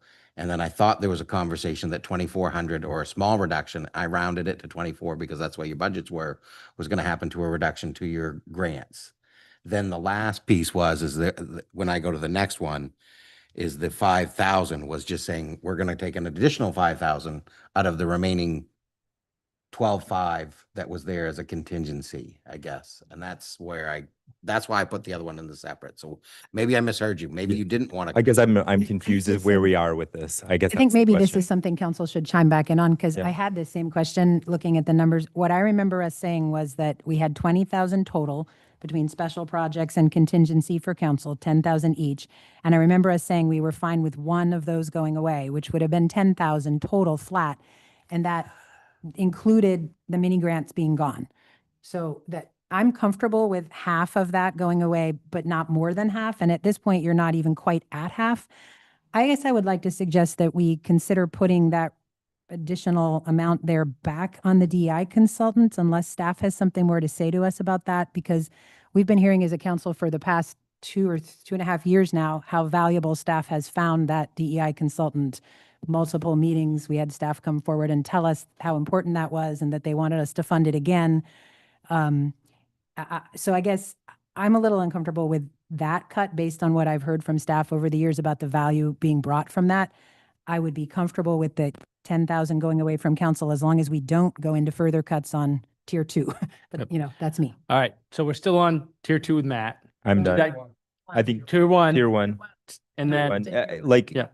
So this 7,400, was that prior or after our cut, I guess, that we had decided on last week? This is inclusive. I wrapped them in. I did not want to have cut A, cut B. All right. I took so what this, you did there and wove it into what I was doing. so this could have been 10,000 right here. guess so. Fine. That's Okay, what I great. misunderstood. It Great. could have Then been I'm 10. fine with it. Just make it 10,000. It was not an additional Yeah. 7,400. All right. Okay. That's all I was All right. asking. Counselor Kenny? So I'm comfortable with all of these cuts in tier 1. I do have a question about the relocation costs, the 25,000, because it says rely on reserves, and I'm not clear that council had approved.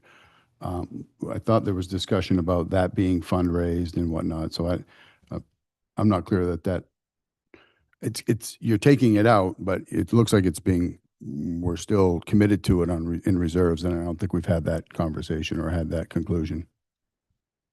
Again, I don't know if they're going to hit their goal. Don't know if they're not. They do have a $71,000 library maintenance reserve. It wasn't meant to say we were approving the use of it. It was just that you could rely that it was there. So if we have to have funds, but it wouldn't require further council action. Okay.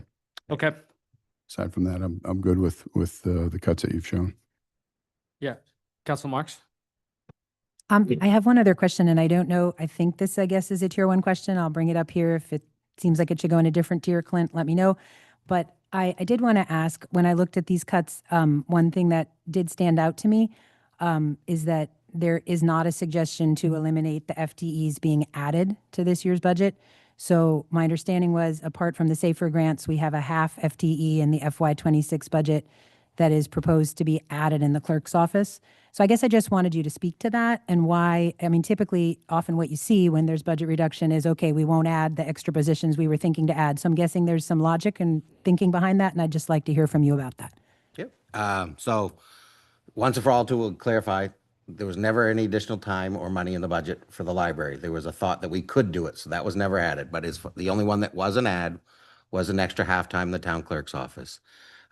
Again, still my first year. I've explained this a little bit with a few of you. The way to explain this to the public as a whole, we've had some realignment of how the staff was. There's been a lot of change even before me, but I'm going to focus in on since I started in July with what has happened and how we've realigned with staff and what's been going on. Is there was requests last year you dealt with in the budget process. There was money set aside, and we've had a few meetings on them as the year went through. Our part-time accountant retired, and we needed an accountant, and we weren't going to be able to recruit a part-time accountant capable for what the demands were of the department. So we switched over to a full-time accountant. That was a big increase to finance, but finance also was carrying a full-time bookkeeper. At one point, we decided to share that. That person resigned, and at that point, we all felt as a team that it would be better, rather than filling the bookkeeper back, that we would fill it back with a full-time assistant clerk. We are about to fill that.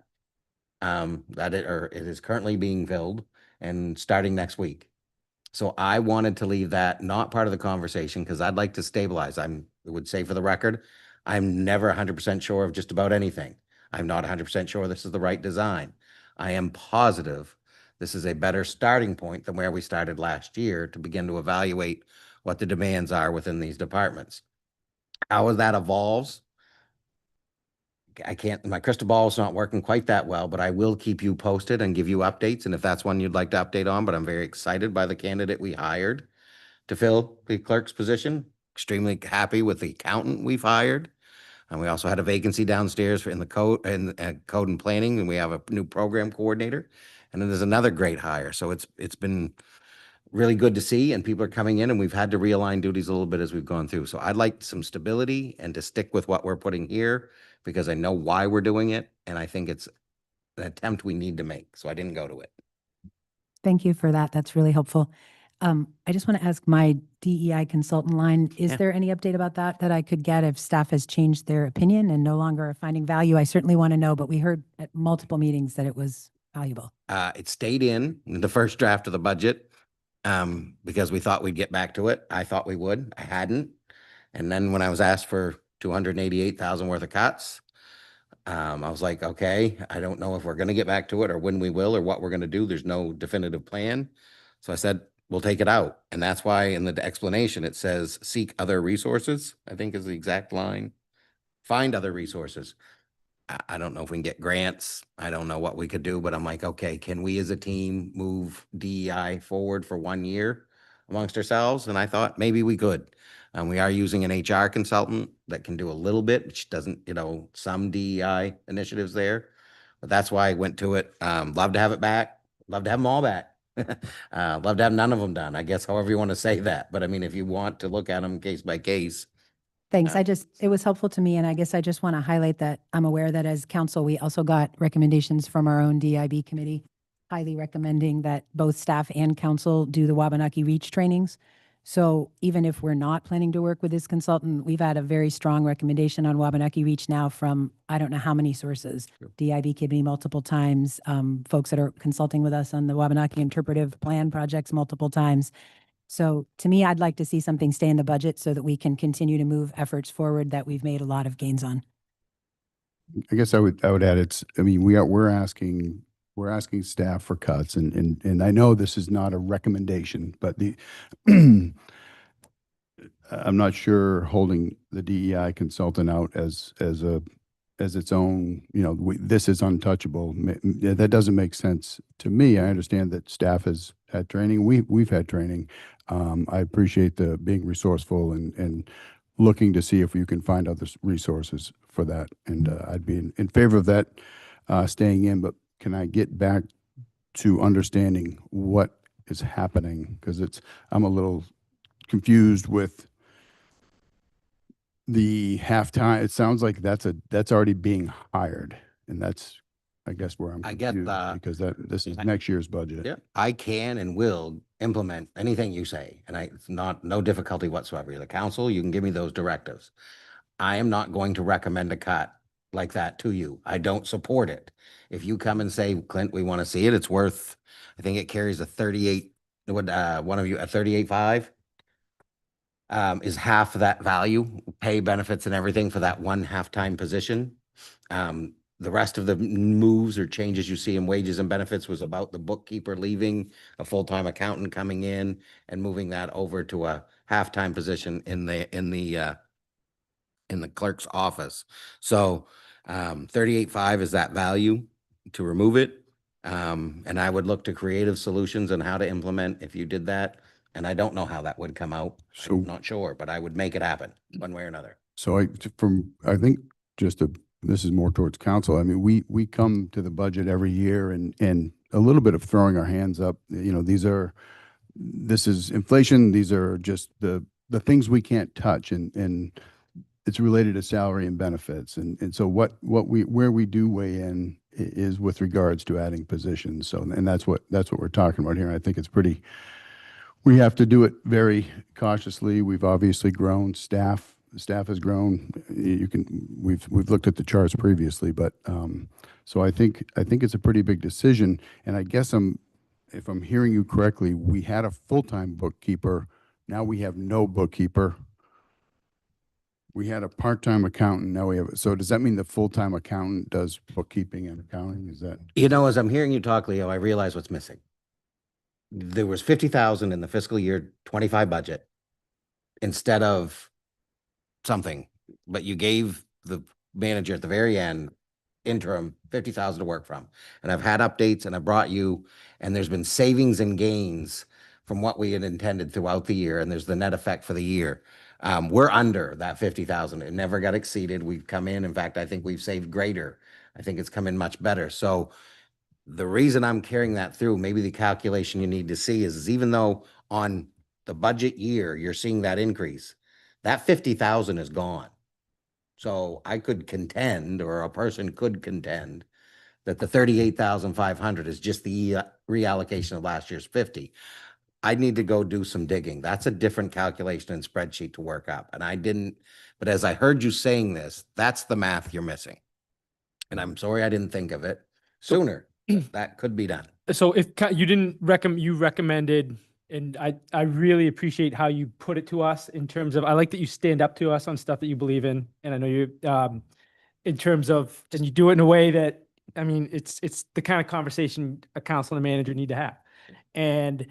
But if council were to kind of say, no, we don't want this half position, would someone have to have an offer rescinded? That would be. That is not how I would implement it. I'm not sure how, but that would not be the way I would do it. Good for you. All right.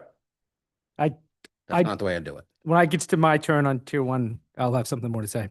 Sure. Council Marks? Yeah, and I just want to say again, thanks, Clint. That was a really helpful explanation. And thanks, Leo, because I think that, these are both really valid points. There was a $50,000 pot that was created for you as a manager coming in. And council did specifically create that as a one-time pot for you to use in this first year. So it did make things complicated this year, Leo. You're correct in that. I think some of how we've ended up with positions being filled and hired, has come from that pot of money. But I do think that you also have a point, Leo, that, adding a position is adding a position. And that is always a big discussion that council needs to have. It does have financial implications going forward. So I just mostly want to say thank you that both sides of this are true. There was a 50,000 pot coming in that is gone now. So, if we add this position, it is I guess you said 38,500. And I really appreciate your clear explanation of why you feel it's important and would not recommend that we remove it. So thank you.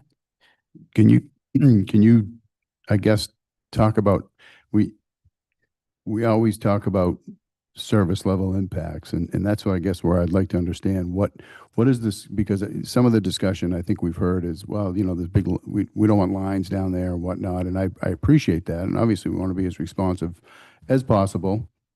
But I do know when I go to the post office or I go to the DMV, I go wherever you have to go publicly, there are lines and you deal with those lines. So I don't know if there's other impact that you can discuss on what it would mean if we didn't have the additional half a position.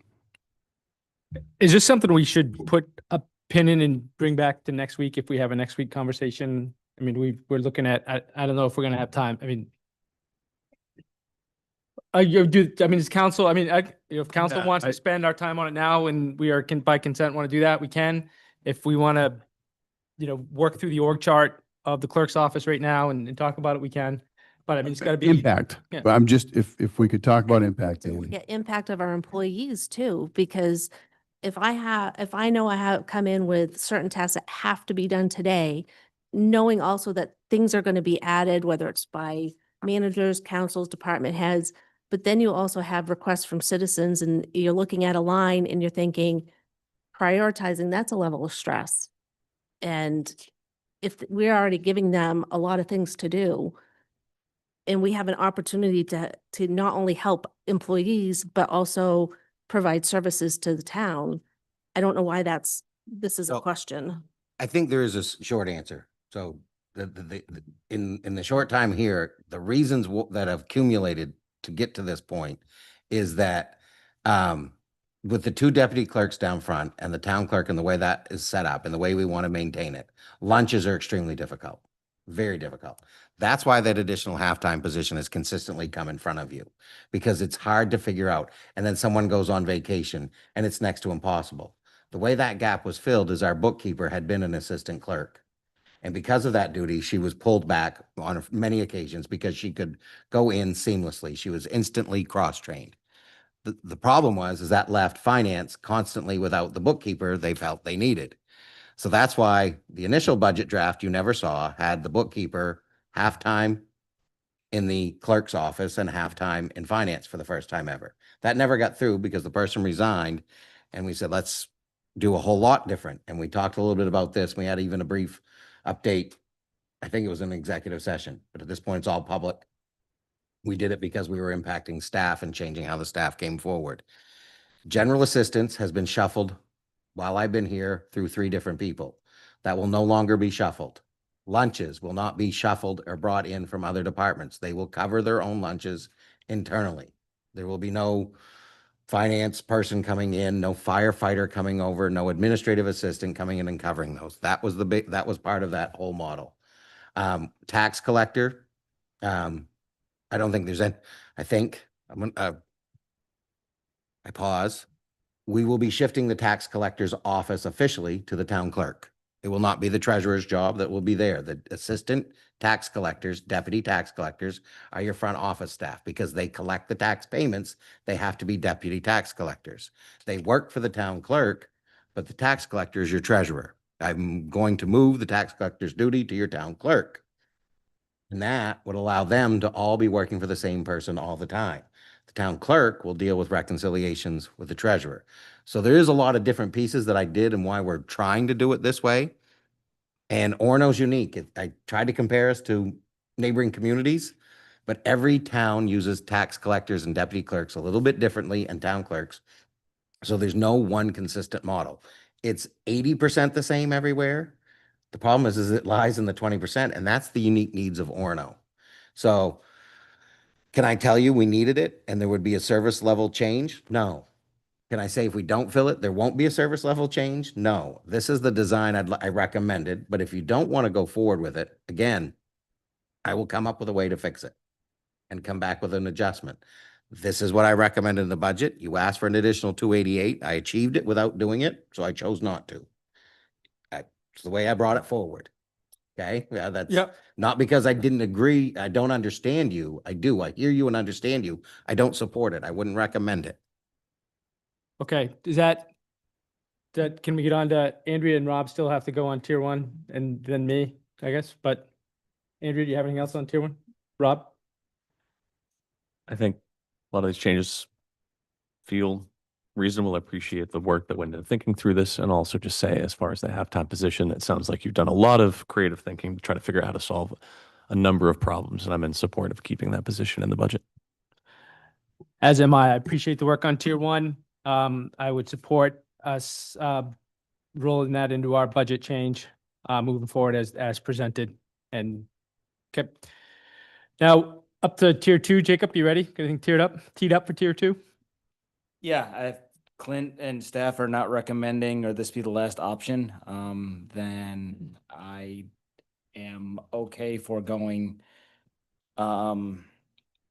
any of these costs. The one that I would consider is council contingency, so long as we have, I don't know with all the movement back and forth where we end up, as long as we have a little bit of contingency in there, I'm fine.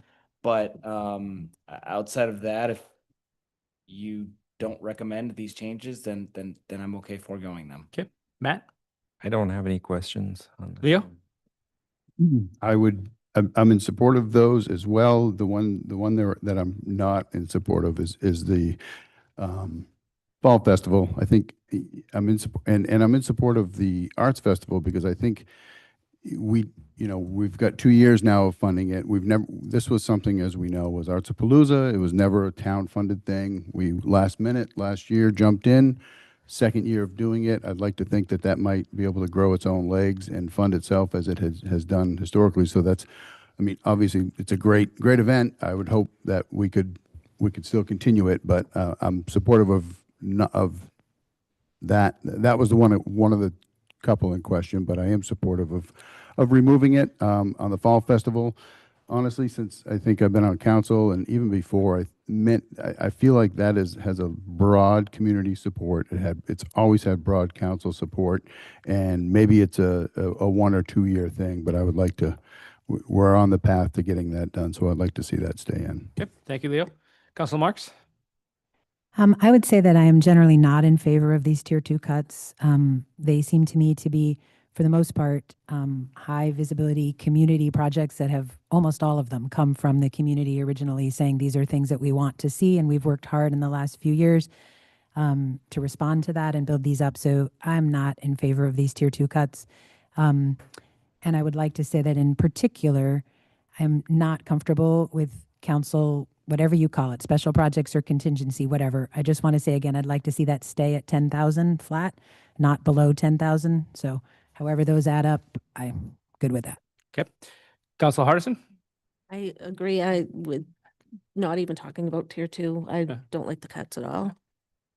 Council Larway? I feel the same way about tier 2 and tier 3. I know we're not talking about 3 yet, but I'm just not interested in really having a discussion about 2 or 3. Yeah. Oh, they don't feel realistic to me. I'm very supportive of the way these were presented as a separate tier, and I'm glad that they were presented in this way. I'd rather us not move forward with any of these as well. So it feels like we have pretty strong, I mean, I take Leo's point, but it feels like there's good consensus here. Tier 3, Mr. Baker?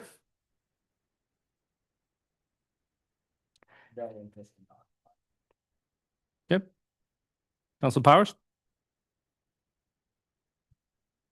I don't know what to say because I just feel like these need a lot more conversation. So if we're going to talk about 3, we got to have another more in-depth conversation about it. Otherwise. Okay. Yeah. Councilor Kenny? To Dan's point, appreciate the effort of breaking them out, but this is one that I'm not interested in talking about either. Council Marks? Yeah, I would say that, I mean, I might potentially be interested in talking about these, except that when I look at the funding suggestion here, it's being said that this would be funded out of TIF money if we restructured in this way. And I guess I have a clarifying question for the town manager, that my understanding is that we had a plan to save up our TIF money to pay I'm going to get the figure wrong, but I think it's 3 million that was our share of the Route 2 project. And so am I correct that to hit that 3 million mark, I really do think we need to be saving the majority of our TIF funds and not redirecting them elsewhere by the hundreds of thousands? Is that correct? Yeah, and it goes without saying that suggestion needed a lot of off-board work. Yeah. It was barely good enough to get on here, but I went for it. You identified it. Thank you for identifying an opportunity. Yeah. So, Yeah, I think we all appreciated you identifying it. I just wanted to clarify that, especially I'm not interested because I think that TIF money is being saved for a purpose that's important right now in a real concerted way. Otherwise, I might be interested in this conversation, but at this point, I am not. Thank you. Councilor Kenny? Clarifying question on that, because I spoke with Clint about that, and we're looking at some huge bonding, obviously, and that was one of the strategies is to earmark that for the Route 2. I'm really concerned about the level of bonding we're talking about, and I feel like I feel like we've made our commitment, so I don't think there should be any, I think part of it was like, just so the state knows that we're committed. I mean, we've committed 300,000, correct, for that $3 million worth of engineering. So I feel like our commitment's in. I think we have to, I don't think this budget does this, but I don't want to, if it does, then I think we have to have a discussion about whether we earmark that 3 million, because I think we may want to use that. I mean, sewer certainly has to be done.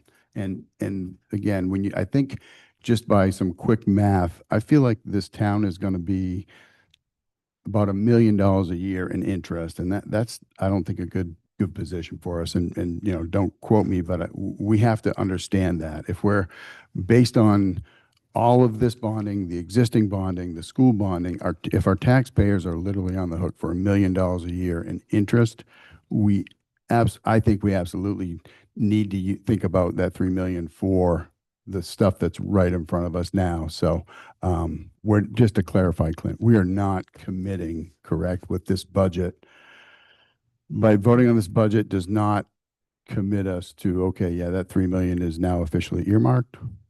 Is that correct? No, I don't think it commits us to that. Does it, Clint? Does not. Does not? Okay. Okay. Where do we leave off? I'm sorry. Where did we leave off on tier 3? Did Andrea, do you have anything? I have no interest in tier 3. Okay. I'm good. You're good. That completes the tiers, I think. Is that? Yep. Any final questions or comments from counselors? Yeah, we already got 4. Okay, Council Marks has one. Yeah, I just want to sort of cycle back around because I did just pull up our budget binder and do the math. I guess I just want to say that I'm really appreciative of this FTE discussion this year. Like I really appreciated the clarity on exactly what was being asked for as an additional ask. I appreciated that there was a cost figure to it. I appreciated the answer as to why you're advocating strongly for it. I appreciated Leo's questions about the growth because I do think as a council, it's super important one of our central jobs to monitor how much our FTEs are growing. And I did look back at the binder and I can say that, you know, compared to last year, we're up half a position, but compared to the year before that, we're down from where we were 2 years ago by half a position. So we are not growing at some phenomenal rate on FTEs in these last 3 years. And I think that's important to note. So I just wanted to bring that forward and thank everybody for what I think is a really important job for us as a council every year. I know it's hard to talk about because personally, I would love to give staff 10 more positions tomorrow if I felt like the taxpayers could support it. So it's a very hard job on council. I feel like it's our hardest job of all, and appreciate staff tremendously and appreciate council and manager for having that difficult discussion. Thank you. Okay. If there are no other things to come back around on, we are still at the bottom of page 2 of our agenda at 6:45. So I will open the budget public hearing on item A to discuss the 25-26 town capital and water pollution control facility budgets. Does anyone from the public have anything to offer? No one online, Mitch? What's that? I just opened the public hearing, so if you want to let us have it, now's the time. No, we wanted to frame all this stuff for you, so I think you got a pretty good direction on where we're heading in terms of tier 1 and, well, really just tier 1 and 4. 1 and 4. So you have that teed up for you, and if you think we're going in the wrong direction, now is definitely, you can call me whenever you want, but now is a good time to tell us. Okay. I'm Frederica Smith. I'm a resident of Orono, and I've been very involved in watching the budget process for the last 12 years, and I've been very involved in watching how the town operates. You know, I know a lot of the staff, and I've seen how they work. I think Sarah's point is well taken, that 2 years ago you eliminated a whole position, so adding back a half position is reasonable. I'm very pleased that Clint has been able to do some realignment of responsibilities, but as part of that realignment, the staff has to have sufficient personnel in order to be able to do them. So I hope you will support the budget as it's been discussed originally, with mild modifications, but certainly maintaining that extra half-staff position, which is in the clerk's office in large part because of the shifting of the responsibilities. Great, thank you. Any other members of the public like to talk about our budget proposal? Okay, we do like to hear ourselves talk quite a bit and don't hear, but It's our job. a budget is our job. I agree. All right, I guess I will close the budget public hearing on item A, and I'm opening the public hearing on item B to consider a sewer user fee increase for FY 2026. We already heard about this in our budget workshops, right? So this is just an opportunity for the public? There's a one-pager to summarize everything, just one little spreadsheet of what the increase means. Okay. That's attached. Are there any members of the public who'd like to be heard on this topic? Please, yeah. You come to every meeting, you're entitled to speak all, we love having you. We're glad you guys are here too this time, so, yeah. Frederica Smith again, and I just want to speak in support of the proposal from the sewer department for the bond issue that will actually fix, if I've got it correctly, 102-year-old pipes before we have a far more expensive catastrophe that has to be dealt with urgently. I think that the proposed increase in sewer fees is highly acceptable, phased in over 3 years, if I understand it correctly. And if someone is in serious financial stress, fortunately, there is a general assistance budget that's available to help people who can't manage a $12 increase. So, Okay. Thank you. And the minutes should reflect we had unanimous support for Chris's request for the, I'm too kidding about that, but unanimous, Chris, is what we're going to record it as. All right. With that, we'll close item budget hearing B and open budget hearing C to accept comments on the proposed FY 2026 fee schedule. Are there any public comments on the fees? Seeing none, we'll close public hearing C and go on to public hearing D to review the Orono Village Center District Development Program and the implementation of an assessment of $0 per thousand of taxable real and personal property for the municipal development district located in the downtown area known as the Village Center Tax District from July 1, 2025 to June 30, 2026. I'm not going to read the boundaries unless anybody wants to. Okay. You're welcome. Any public input on this matter? Seeing none, we'll close the public hearing and we'll move on to public hearing. Item 7, public hearing A, Class 1 Golf Club, malt liquor, wine and spirits liquor license, special amusement permit for music, dancing, and entertainment, victor's license and auxiliary license for a mobile service bar from Penobscot Valley LLC, DBA PVCC 2025 LLC 366 Main Street. Mr. Estes. Hello, everyone. Patrick Esty, Code Enforcement Officer, and I'll make this quick. We're asking for a conditional license. The sprinkler system is deficient. We've met with the owner. The owner's here tonight, and they have a company already hired to get that done. So as soon as that's completed, we will issue the license. Excellent. Any questions from council? Any comments from the public? You're the owner, new owner, right? Okay. Okay. Well, wish you luck. And we'll close seeing no public comment, we'll close the public hearing and we'll get to it later in the agenda, right? In terms of the action, in the consent agenda. All right. That was a public hearing. Do we have acknowledgements by council members? Let's keep starting on Jacob's end of the table. Nope, keep it moving. Yeah, I went to the Orono thrift store and run by the Orono Health Society and to their monthly meeting, and they're great people. And I just want to acknowledge the fact that I think they give the biggest like college grants to kids in the area who graduate here from Orono. So just a shout out to them. They gave 6 of them this year. And that the thrift store does a lot to the community. Thanks to them. Okay. Councilor Kenny? I guess maybe just acknowledge our class of 2025 Red Riots just graduated yesterday. Congrats to them all. Okay. I will echo that. And it was a fantastic ceremony and it went really well. So and Brian did a great job, but he didn't get any hugs. The principals and the superintendent got hugs. Brian did not get any hugs, but Depends whose kids are graduating on yes, any it does. given You year. told me it was pretty special when your boys graduated. Councilor Marks, any acknowledgements? Yes, I wanted to acknowledge that in 2 weeks, not even quite 2 weeks, less than 2 weeks, we have folks planning for the Orono Arts Fest here in Orono and also for the Walk to Honor Wabanaki Veterans, which are both happening on that weekend of Friday, June 20th and Saturday, June 21st and Sunday, June 22nd. There have been so many people in the community and staff members I see back there who are, volunteering to make this happen. And I really think they're both very exciting events. So I encourage everyone in the community to check what will be coming out on the town's social media around all those events. Things begin Friday night. They go all through the weekend. It's a chance for some wonderful arts experiences with your neighbors, a chance to learn a lot about Chief Joseph Orono. It's the 250th anniversary of his most famous speech. We're named after him as a town. It's a chance to really honor that 250th anniversary and to really honor Wabanaki veterans. It's Wabanaki Veterans Day. So in collaboration with the nation and so many businesses in town and lots of other folks, just big thanks to everyone planning all of that. That was a wonderful acknowledgement. Thank you. Do you want to follow that up? Councilor Larway?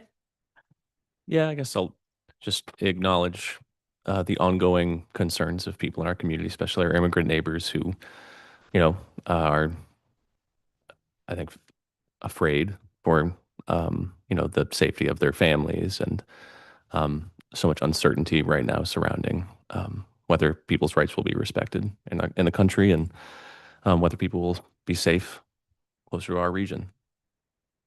Thank you, Rob. Okay, now we're really going to move.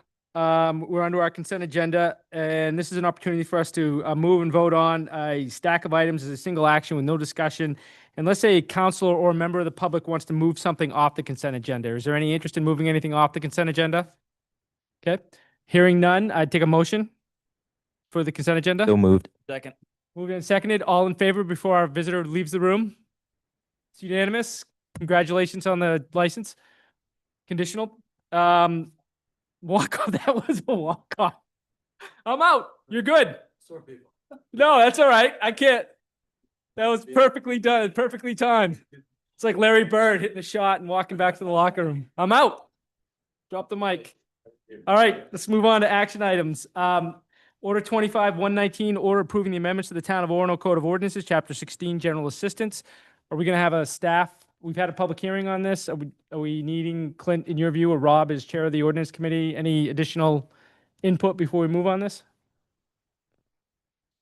If you have questions, staff's here. We've presented this. This is getting us consistent. Okay, does anyone have specific questions?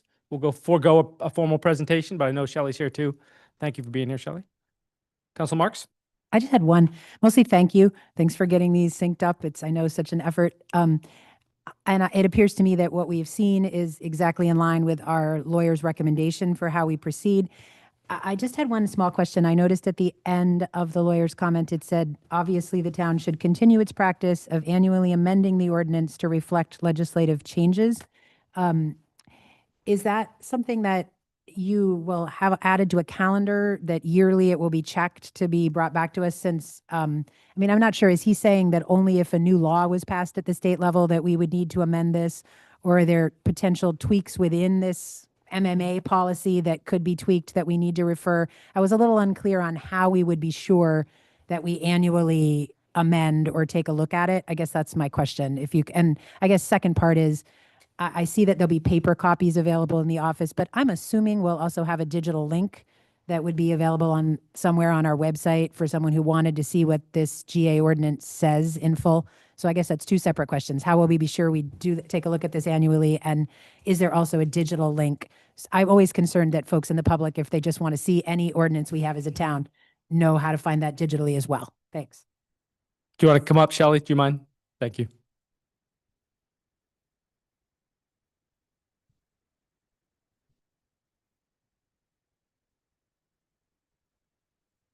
Shelley Crosby, Town Clerk. So to answer your question, the first part is that every fall, starting about September, the MMA legal team puts out the recommended changes to the ordinance draft, as well as the appendices, which are all the approved limits for all the different counties.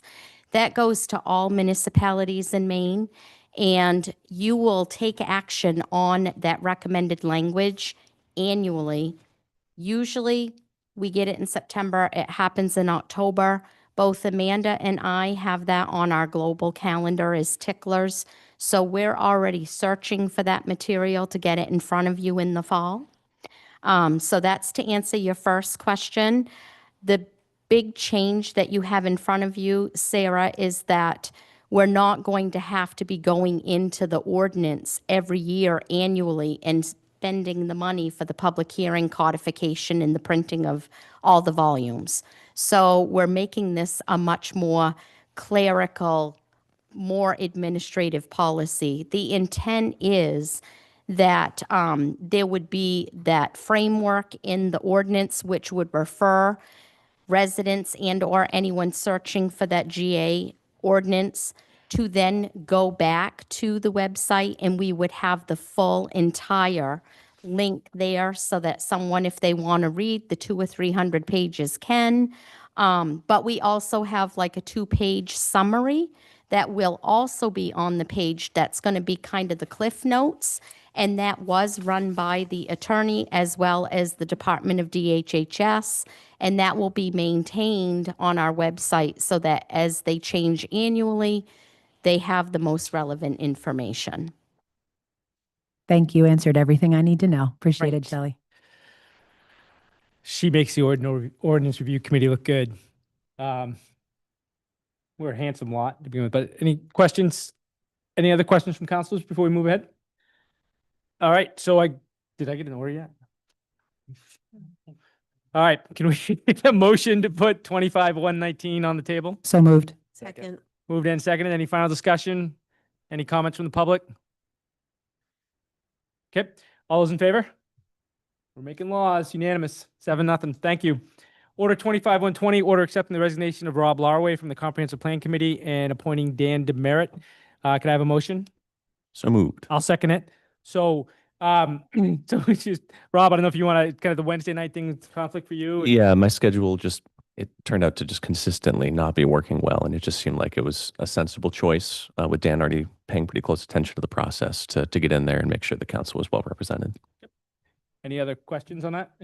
Anybody else want to volunteer their Wednesday? Nope. I'm a nut for planning. So any comments from the public? Okay, all those in favor? All right, that's official. Thank you. Order 25-121, order assigning the Finance and Operations Committee review options for paid family medical leave. Could we have a motion? Moved. Second, moved and seconded. Any discussion, Clint or Jacob? This is something staff's been working on, and I felt it went too far for us to act without any sort of council review. And I'd like to bring a committee up to speed first. If you agree with this, I'll have the council referral form done with Jacob and I and sent out to all of you. Great. Any other discussion? Paid family, short version, paid family medical leave, new state law, 1% of wages are set aside in the first year. 0.5% comes from the town, 0.5% comes from the employee, and it's already started. We outsourced it. We could save some money on the cost because we're using an outside agency. Once you look at it, it's a savings. It's just kind of tricky because that's the way the state laws work written. And the trick here is I'm worried if the state law is going to stay or what it's going to look like. There's just so many variables right now, but I think the committee should look at this. Okay. Any public discussion? None. All those in favor of order 25-121? It's unanimous. Good luck. Good work, Finance Committee. Order 25-122, order assigning the Finance and Operations Committee review workers' compensation for potential bid. Could we have a motion? Moved. Second. Moved and seconded. Presentation from staff. Come up with you guys in the budget process quite a bit. The Finance Committee has brought it up to me directly. If we're going to look at doing this, you need to understand what it takes. And we got about 7 months to prepare because it would have to be out to bid, received and reviewed and accepted before January 1. Okay. Any comments from the public? Any discussion by council? All those in favor? It's unanimous. We're rolling. Order 25-123, order approving the town manager's recommendation to grant the Orono Land Trust a trail easement of town-owned land on the western side of Taylor Road following the path of what is known as the dump trail. Can I have a motion? Second. Moved and seconded. Staff presentation. They gave us a nice memo, reviewed it with them. If Parks and Rec's here as well. We were supportive. There are some Sanda Taylor Road. It's an area where it just seems to have low impact. It was a good request. I mean, Megan, anything we should add? Any highlights? I would just add that this easement, the scope of the easement is quite small. It's land the land trust manage around anyway. There's a few ordinances that restrict them from doing things like maintenance and grooming of ski trails and such. So just allowing this small strip, they've been very courteous and very aware of our property lines and have made the formal request in the appropriate channels. So that's all. Okay. Any questions from council? Is this in perpetuity? Like forever, I assume? Clint? Yeah. Yep. Thanks. Okay. Any comments from the public? Any further questions from council? All those in favor? That passed unanimously, and you never vote against the land trust in Orono. It's kind of a little political pro tip. Yeah. They do really good work. And tell Ben Hale I said that, if you would. Sorry, I lost my order authorizing the bike share, 25-124. Order authorizing the town manager to enter into agreement with Tandem Mobility for a bike share program for a cost of $4,100 with funds drawn from the downtown TIF reserve. It looks like, can I have a motion? Don't move. Second. Moved and seconded, and Mitch Stone, Assistant Town Manager. Mitch Stone, Assistant Town Manager. About a year ago, we came forward with a MOU to work with Tandem Mobility to explore a ride bike share program. They've done that. And part of that was partnering with BACS to look at this program as a regional program, not a one municipality program. In doing so, they also were able to secure funds. Well, they're working to, and it looks like they're going to secure funds through DOT to support this program regionally. The city of Bangor, Old Town, Penobscot Nation, Orono, all being involved in that. This is a request to fund that program, $4,100, which includes a bike station, which is one piece of this the whole thing. And we would be looking this year to take that out of a TIF reserve, the downtown TIF reserve. And then in future years, we'd be looking at that coming out of actual operating budget out of the TIF. One thing I will add to this is that this is securing to make sure this happens. Obviously, if for some reason the DOT doesn't get the funding, we wouldn't be committed to this. But the other piece to this is there's opportunities for us to share this cost with businesses. There's opportunities for some advertising on the bike station and that sort of thing. They're also still working with businesses in town to see if there are other places and other locations. In our mind, we would be putting this downtown to work with. Oh, by the way, I left the university out. The university is also involved, which is good because that's a way to do this. Looking at like last mile for some folks, if they got dropped off in the downtown, they could ride a bike into the university. They could drive to downtown, then go to the university, things like that. But also looking for complete transportation. Someone could get one of these bikes in Bangor. We're talking about both pedal and e-bikes, so they could come from Bangor and go to Orono, Old Town, the university, those sorts of things. Likewise, all the other ways. So one of the things that makes me excited about this program is it's a regional opportunity for transportation that's different as opposed to the scooters that we don't really have anything to do with, but it just is kind of around town and doesn't really necessarily give you the same opportunity to use an alternative form. So, good. Any questions from councilors? Councilor Kenny? Yeah, are these bikes, I assume they're not free to use because I was just thinking they're like the scooters, only we didn't have to pay anything. So we're paying $4,100. Yep. I love the concept for the record. So let's talk. The reason why is the model. And the reason why you don't see people on the scooters, and we had trouble, and in fact, a lot of scooter companies have gone bankrupt, is because they've tried to work off the model of pay only, and it doesn't work. So part of this whole thing is trying to secure that as a network. We may be able to reduce the cost of this. This would be the max that we would have to put in through advertising and through working with local businesses that may want to be involved. I know there are other businesses that have talked about wanting to put stations in at their business. Because we're part of BACS and because we were working through this, staff felt it was important that we participated and looked at getting this off the ground and then moving towards seeing if we can reduce it. So the user still pays a fee. Yep. There's still a fee to use the bike. Yep. So it's not free, but it's much like Uber, I guess. You'd have an app and you'd go on and you'd unlock the bike and take it wherever you'd want to go, and then you'd come back.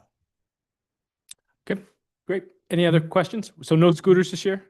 The scooter contract is still there. I have not seen any around town. So yeah.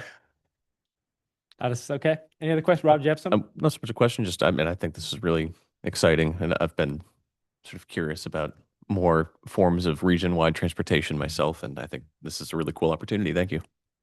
Okay. Sorry, one more. Will they provide usage information in the end, I guess?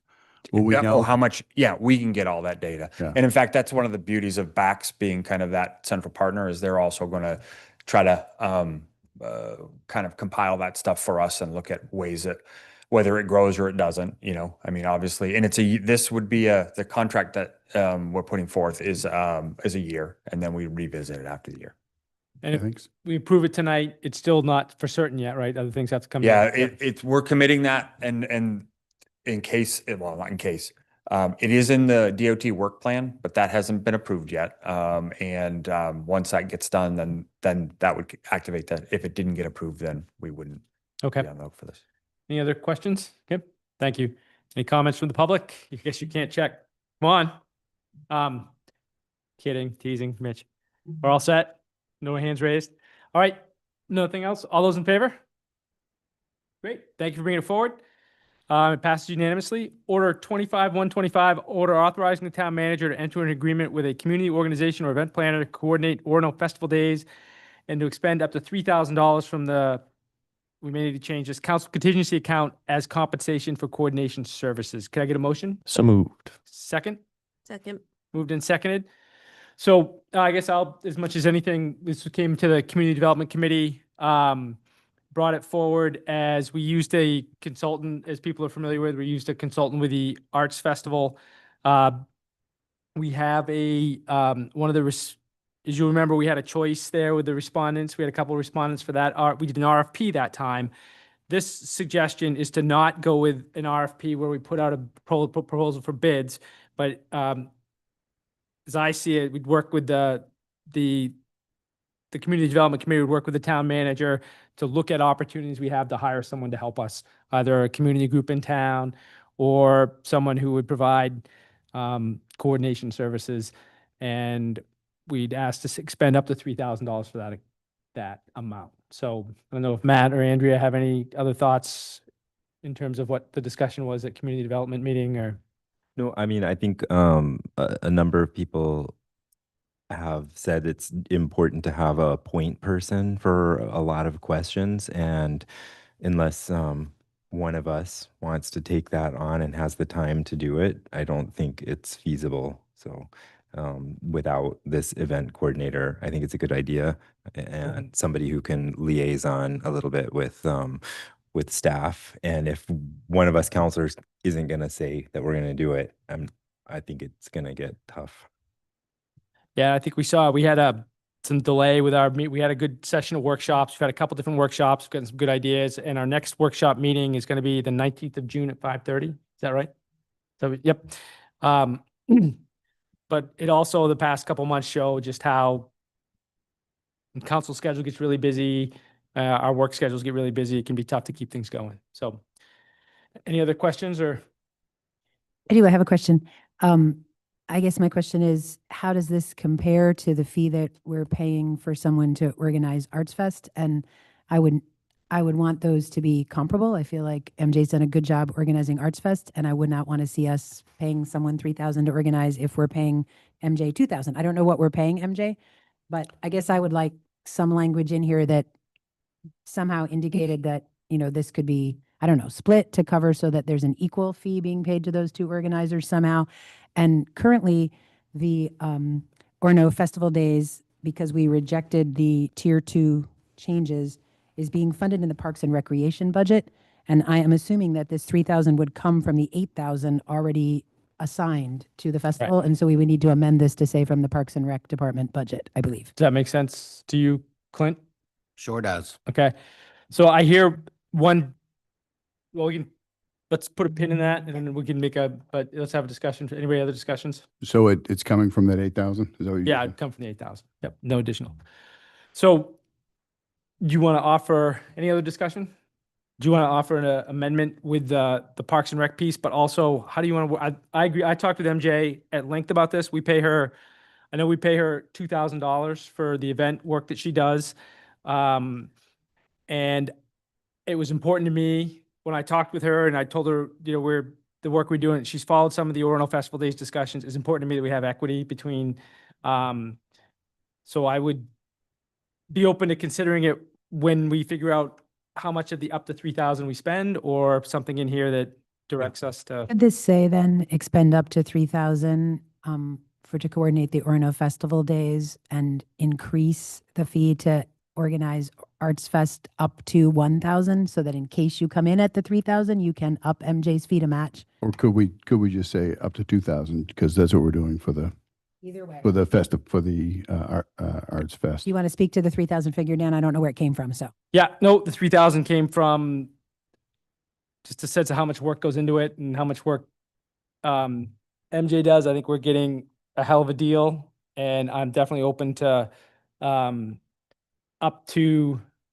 3,000 for, definitely be up to 3,000 for the Parks and Recreation as compensation for coordination of services, and up to an additional $1,000 for the Orono Arts Fest coordination, if that makes sense to people.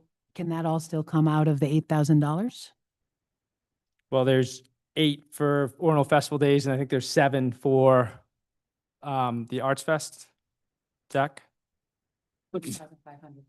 Yep, 7,500. For Arts Fest? So I guess I would move that we approve 2,000 if I can get a second. If not, then someone else can make a motion. I second that. To 2,000, he choosing changes to 2,000. Yeah, we don't have somebody lined Okay. up for this yet, right? Okay. I think Am I wrong? Though that, didn't you just say that we did have a RFP proposal and that? No. Okay. Nope. So people interested in the past are not interested in this? Yeah. I'm not saying they are or not. I'm saying Okay. they're aware that we're talking about this. Got but they haven't been I approached. misunderstood Yep. something. yeah, I think if we have a hard time finding somebody, I'm open to raising it, but I don't think there's any reason to sort of raise it already. I think we could see if somebody's willing to do it for 2,000. Okay. Yeah, I think, a 50% increase just because doesn't seem that logical to me. So Okay. I'm Can with you. your yeah. motion also include the Parks and Recreation piece, since that's where it's going to be funded from? what about the, what? Say it So it again. comes from the Parks and Recreation Yes. as opposed to, Yes, I approve 2,000 coming from Parks and Recreation. okay. May I ask a question clarifying at this point, or are we not allowed to do that once We've the had a motion's been motion made? and a second. Second. So now we're discussing the The amendment. amended motion. I just want to ask, did the 3,000 figure come from nowhere, or did it come from the fact that we've spoken with MJ and other people about the number of hours the organization time is taking? We did not do a Okay. business plan on the funding for this. So there's not we haven't run any analysis or regression models. Is that what we do in banking? I didn't mean that. I just Yeah, I know. wondered if there was some data. Yeah. So Just wondered if there was a reason to believe the organization time is taking more time Yeah. than people originally thought. That was all my question was. I think that's a fair question, but no, there's been nothing to that effect. Okay. All right. So we have a motion and a second. Any more discussion? All those in favor? All right. So moved. So it's going to be $2,000 from Parks and Recreation. That was unanimous. All right. Good work. I appreciate the support. Oh, damn it. All right. Now we're back to the a vote to approve the order as amended. All those in favor? Okay, that's unanimous. Thank you. We're going to do council committee reports, but I want to make sure, before we do that, I want to make sure on the budget stuff and the discussions that we had now that we've closed those public hearings and we've had unanimous support for Chris's proposal. What direction did you hear, Clint, from us? And do we need to meet on the 16th, or can we just come back in? I don't feel like we need to meet again if that's where we are, but I want to know if people think we need another workshop. And I want to make sure the town manager heard from us what he and the staff needed to hear to bring us back a final budget to vote on. I heard 1 and 4, and I saw consensus, which is what you said you do. So when you bring this back, if you're going to do it on the 23rd, I would have motions to amend amend the budget presented. And then I would have a budget summary packet, which is that about 8-10 pager and redone completely for the amended budget, which would include the 1 and 4 scenario, but would have all the data line by line for all of that. You just would not see a detailed department summary updated or anything like Right. that. It would be the final council approved budget would be those revenues, expenses, expenses by department, salaries, if they're impacted, the Okay. budget summary and analysis, what is in that initial 10-11 pager at the beginning.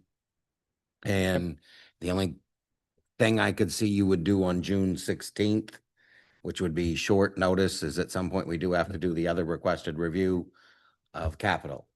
But I think right now we're pretty clear that if you're approving the budget, you're approving the numbers that are in there for capital, and we're going to have a later meeting to Right. talk about those. And there are some suggestions, staff's even been weighing in and saying, we could, if they're going to look at this, now that we're seeing things, we've had a few more months, let's go this way or that way. So we would probably even have some staff recommendations on the fiscal year 26 capital improvement plan. Okay. Councilor Baker, Can did you have something first? I thought I saw your hand first. Yeah. Yep. on the tier 4 cuts, I'm not going to hold up the budget because of this, but I thought I heard Sarah say, and I would prefer to leave the expensed items expensed instead of capitalizing them, because ultimately we're spending the money. That just seems like an accounting move to make ourselves look better. That's my opinion. I'm not going to hold up the budget because of it, but if there's other consensus on the council for doing that, I would support it. I'm kind of right in the middle on that. I feel like looking at those items, they look, their equipment, in their 30 grand, that feels to me like it's okay to be in capital, to be honest, rather than operations. They're not 30 grand. It's 3 leases totaling 30,500. Right, much smaller things. Each. 10 It's grand. 3 items being purchased that total 33,875. So I can get them itemized, but that's why they again, 20,000 is the threshold that we did. And Council Marks has a question. So I guess, I heard you say when we discussed those that the options were to move them back into the capital plan, or if we are wanting to reduce the tax burden, we could simply fund them out of reserves this year, but they would still show on the operating side. And I would be much more comfortable with that. I really do think your original idea to keep them on the operating side makes more sense, and we'll have a baseline going forward to compare to.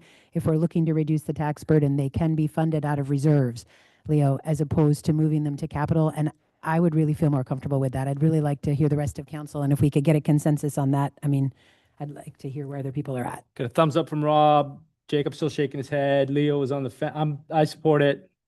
Matt, thumbs up. No, we're keeping it. We're funding those first 2 items out of reserves instead of moving them back into the capital plan. So it's still a relief on tax burden, but it keeps them on the operating side to track them, since they're such small individual items, not big capital items. All right. Feels like we've got consensus-ish. Okay. So Clint, do you have what you need on those 2 tiers to bring us back? yeah, Yep. I will hopefully aim to getting them out to you early for the Yep. June 23rd council meeting. So there's But no again- need to meet on the 16th. So thank you. Question. On the budget. Yeah, I'll come back to you in a second. And then if you want to bring a change in from what gets in the packet, you got to bring it as an order, and anyone can put an order in up until 12 o'clock on the Thursday.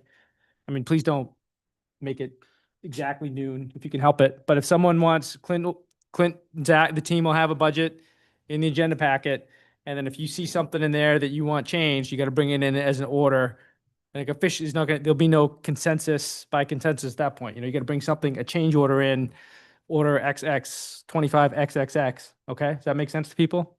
So everyone knows the rules of the game. I'll try to get this out early. Yeah. Give you an idea what we're looking for, but we'll try to get this out early. Okay, perfect. Leo had a question. Yeah, just a question of what did it, like the 11 pages, are you going to be down in like page 25-ish on the budget where it's the summaries by departments and stuff, as well as the 1-page summary? Those are all going to be updated for this, right? If you go to your budget binder that was provided. Yep. What we're gonna do is I want to leave the manager proposed budget as always as a historical record as presented. Then whatever you do for amendments would become a new section, page 11 through page 31 will be completely updated for what the council's recommended amendment is, and I will give you the amendments you need to vote on to correctly do that. So you would see those new pages. Okay, 11 through The- 31? 11 through 31 is what will be updated. Yep. Okay, great. All right. Just because Oh, my first year. Council Hardison, go ahead. Are we saying that on the 23rd, where we've decided we want to see tier 1 out of the budget, or that's going to be an option? No, those will be out of the budget that's put in. That'll be council's budget without the tier 1 cuts will be part of the council's budget. The tier 4 items will be part of the change, will be part of the council's budget. And if you want any changes on top of that as a councilor, you bring it in as an order. We'd ask you to submit an order in time for the agenda. And I will pre-prepare probably 2 motions. Motion 1, amend the manager's recommended budget for fiscal year 26 by 133,000 that were tier 1. The supplement will be there. Yep. And then motion 2 would be tier 4. So you make those 2 votes, and then you would have a packet that you would then, third step, approve the budget. If you bring anything else, I would recommend you do them between step 2 and 3. Okay. Yep. Council Marks has one more thing. Thank you for the page clarification. I heard 11 to 31, but I just wanted to highlight that this page isn't in our budget binder. Will be. And it doesn't will have a be. number, so I'm assuming it will be updated Yeah, also. will be. And Yep. maybe it could get a number, maybe it could become like, 11A or It became 24B addendum. or whatever. That one page is addendum A. It's a separate attachment, but we will get it in there. Okay, Yep. thanks. Okay. So we got good, I thought that was good work there. So thank you for that. Zach, nice job. Thank you very much. And everybody else, of course, but, yeah. All right, council committee reports, community development committee? Yes. So the first thing is that we have the results of a report of the Orono Stop Survey for Safety, and it's pretty cool that Cody has given us a copy of that, and I'm not sure where we can find it on our website or whether it's up yet, but at some point, hopefully we will be sharing this out with the community, is what the community thinks is the important areas that we should be looking at. And this is just the start, and we will be trying to see what we can start chipping away at in years to come. Excellent. Thank you, Matt. And then we've already said it, but I just want to make sure that everybody knows that the Orono Days next organizing committee will be June 19th at 5:30. Okay. Thank you. Finance and operations? We got a couple more things to work on. Yeah. Outside of that, we continue to plug. Thank you. Well detailed. Appreciate the. All right, it's late. Nominations, evaluations, council policies committee? Did you have something to say, Clint? No, I'll do it in mine. Okay. Let's see, we'll have a proposed guidelines for proclamations and resolutions coming to council, I believe, on the 23rd, coming soon your way. That's done and ready and coming back to you. We expect to have a final draft of the 360 evaluation form as developed by our consultant with the feedback we gave them in July. So a lot of things coming your way soon, and we continue to work on the other tasks. Diversity, equity, inclusion? No, ordinance review. I'm sorry, Rob. It's all good. No real news. We'll be meeting again this month. Made some laws tonight, though. Good work. Thanks, Shelley. Diversity, equity, inclusion, and belonging? Yeah, we have got our first draft of everything that we have accomplished from last year, which we will be handing in as a official report in October of next year, along with a work plan for 2026, basically 2025, 2026. And we're done for the summer until our retreat in August. Excellent. Thank you, Matt. Comprehensive Plan Committee, we had a meeting last week and spent a lot of time working on kind of future plan use conversations. Isabel does a great job coordinating that committee, and we expect to hear more and see more towards the end of the summer for council consideration. So it feels like we're on target there, and there'll be some items that we may be going back into the community to get some more community input on. Rob, do you want to do the good neighbor? Sure. We've had 2 meetings now. We met last Monday morning and then this Monday morning, and really great discussion so far. A lot of ideas being raised, a lot of people sharing valuable perspectives. I think we're still wrangling the timeline and everything we want to get done, but we've already coalesced around. Well, there's going to be a subcommittee talking about communications and how to sort of approach doing a lot more education in communities. We're talking a little bit about how we might look at disorderly properties ordinances for next time, and looking at fines. But I mean, there's a lot still to be discussed. Dan, could you rein me in a little bit? Or? No, I think that's perfect. We've got it. And thanks to we got a great cross mix of people, and the conversation goes really. We've got some expert landlords. We've got the university, a student, the university official, residents. So it's really well supported by Chief Merrill, Mitch, and Clint. So we got a really good. Leo's there, So we got a really good group, and it's going really well. Wow. Yeah. Resounding endorsement there. Appreciate that. I'm happy to have Leo there. So it's going. So I want to thank the council for, the work we did to put together the group is work that is paying off, I think. So every Monday at 9 for those who want to join us. Council Chair, I don't have anything. covered T's and Leo and Jacob adequately, I think, for the night. So I'm ready to move on. Town manager report. So let's just start out. Main day debrief. I'm not giving anything additional. I wanted to, but I didn't get it ready. This agenda and last week got a lot on it. In that same vein, the finance committee did meet on bond advisor. I was going to get that on there for approval and just didn't get that together. So 2 misses for you, but I will fix that for going forward. And I want to make sure I disclose them and just let you know that they'll be on the next time around. I do want to add to the bridge discussion you had with Brandon Silk Bridge. Part of this is that it is thrown off for the community to know as well, our flag display model. It's an unofficial official model, I guess, as your new managers, how I'd refer to it. So it's displaced how we do it. The reality is we like to have the American flag up through Memorial Day. We like to have it pop back up on Flag Day. We also like to have the American flag on the bridge from July 4th forward. June is Pride Month. Typically it would be on the bridge for Pride Month. We can't take flags up and down on the bridge because it's under construction. We realized this all late last week. We had an initial plan to put the pride flags up. UMaine did get them up for us. It's a little bit different than we'd originally intended, but again, they were already putting them up before we even knew. So we are going to go back out and look at any poles remaining and see if there's more American flags that we can now put up now that the pride flags are up for June.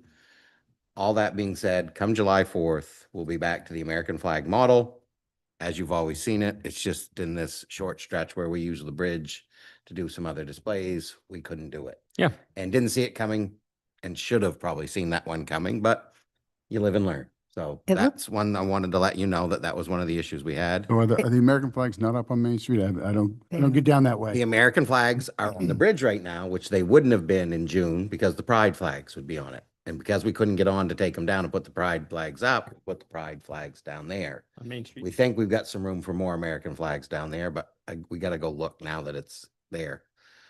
So it's kind of, yeah, just balancing a lot of different pieces, but we're getting that through. Thank you for the creativity. I will say, driving back into town after my 45-minute wait to get to the where I was going earlier, it was very cheerful and wonderful to see the pride flags coming down the hill into town. So thanks for being creative and finding a solution. Is the sidewalk going to get painted? The pride walks? Yep. Yeah, we're trying to figure out when, but we will get that done soon. Okay. People, yeah. The other one, council agenda tracker. I'm going to share that out I wanted to tell you before I did that. I'm going to share that out. I gave you you have a link in this embedded, as does the public, to go see. There's 3 things now in your agenda tracker. It's broken into multiple parts. Agenda requests you've made to me that are pending and not dealt with yet. Then you have the agenda requests you've made to me that have been dealt with, that have hit an agenda, occurred, or became no longer necessary. Sometimes that does happen. So that's the gone over list, or what we've accomplished. It's not perfect for the past year because in the ebbs and flows of the year, I lost track at times, but we've got a new plan going forward thank you to Amanda and Mitch and I, we've got a little plan going forward. In addition to this, I've added in a communications tracker.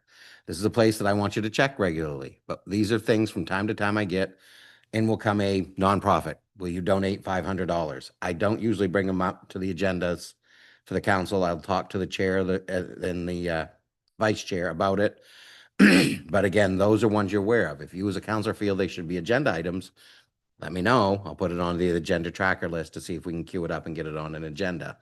The last thing I thought last minute is I'm going to start tracking resident requests a little bit better till we have a CRM. So I'm going to start displaying in there for your review what the resident requests I get. And so you have a little bit of an idea. So far, I will say in the first week or 2 of doing this, I get a lot more requests than I was even paying attention to. So now that I have to keep track of them, that list is going to grow quick. So we'll keep you posted, but I wanted you to know that was there. You've been shared this before. Let's keep using it if we could going forward. Is there any on the citizen request? Is there any concern about confidentiality? Thank you. Being careful. Yeah. Yeah, I am being careful. If you have some feedback on that, please let me know, but I am trying to be careful. Yeah, it looks fine. I just wanted to call it out. Yeah, no, I'm trying to be very, very careful. I mean, I assume they're all public. If someone wanted to know what Jack Moose wanted, they could FOIA you and they'd get access to it anyway, Yes. probably. Yep. But, Yep. They Okay. could. And then the last one on mine is temporary space. I've shared this a few times. I want to make it public, but depending on what happens with the library, they may or may not need as much space. But if as planned, they had to relocate for 12 to 15 months. Right now, it looks like we're going to have less impact than we thought at the library, but I can't guarantee it. But if it is, everything where you see those voter booths back there will be the children's library for that year to 15 months. That was their request to me, and I think it's a great example to show where we kind of weigh in and help out. This is in addition to them relocating next door temporarily, if that's necessary. But again, that plan's not written yet because we still don't know what the full need is for when they relocate. And we don't have a full design, and we won't know that until we go to bid. So we'll keep you posted, but I want to make sure the community was aware. If you don't like the idea that they got the back of the room, talk to me. We'll make it an agenda item. We can have a discussion. Yeah, it'd just be as neat, like children's, like the reading times and stuff like that, right? Those kinds of. But they'll have events. books back there. Books there too? Oh, Yep, nice. they'll have books there. Yep. And the capes, right? They'll have the capes and the Tickle Me Elmo. I hope so. Probably, if Okay. you say so. I'm not aware at that level of. Matt knows And the what's going puppet on at show. the library. Okay, Yeah. all right. All right. Can I, Thank you. just on the crosswalks, are we, does staff do the Pride one? I would think so. Because I guess my concern is that if we're going to be doing them, we've got a few, I think, key ones that if we're doing them, I really feel like we should be, that for me is as big of a priority as the getting the Pride one done, is getting all the worn out ones that are on, maybe just on Main Street. I don't know. But I mean, if it's 3 or 4, I guess I'd like to, I think I'd like to prioritize those getting in there as well. Especially with summer out, more kids on the street and all that. So that's. How about rather than having an agenda item on it, why don't we present it to you, what our plans are with this crosswalks, and then That'd we'll go be- from there? Next meeting, not the 16th, but 23rd. 23rd. Sure. Yeah.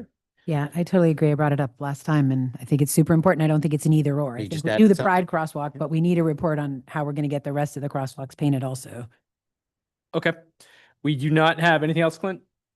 Executive set, yeah. Nope, nice work. All right, no public petitions, any future agenda items? That was one. Any council requests for supporting items or future agenda items? Yep, crosswalks. Any public comment? No hands raised? Okay, we're gonna move in executive session. We're not coming back, right? No. We're gonna move back. We're gonna move in an executive session. I'll take a motion pursuant to 1 MRSA, section 405-6A regarding a personnel matter. So moved. Second. Moved in seconded. All those in favor? Okay, thank you for sticking with us tonight. That's unanimous. Thank you, staff. And we're gonna take a little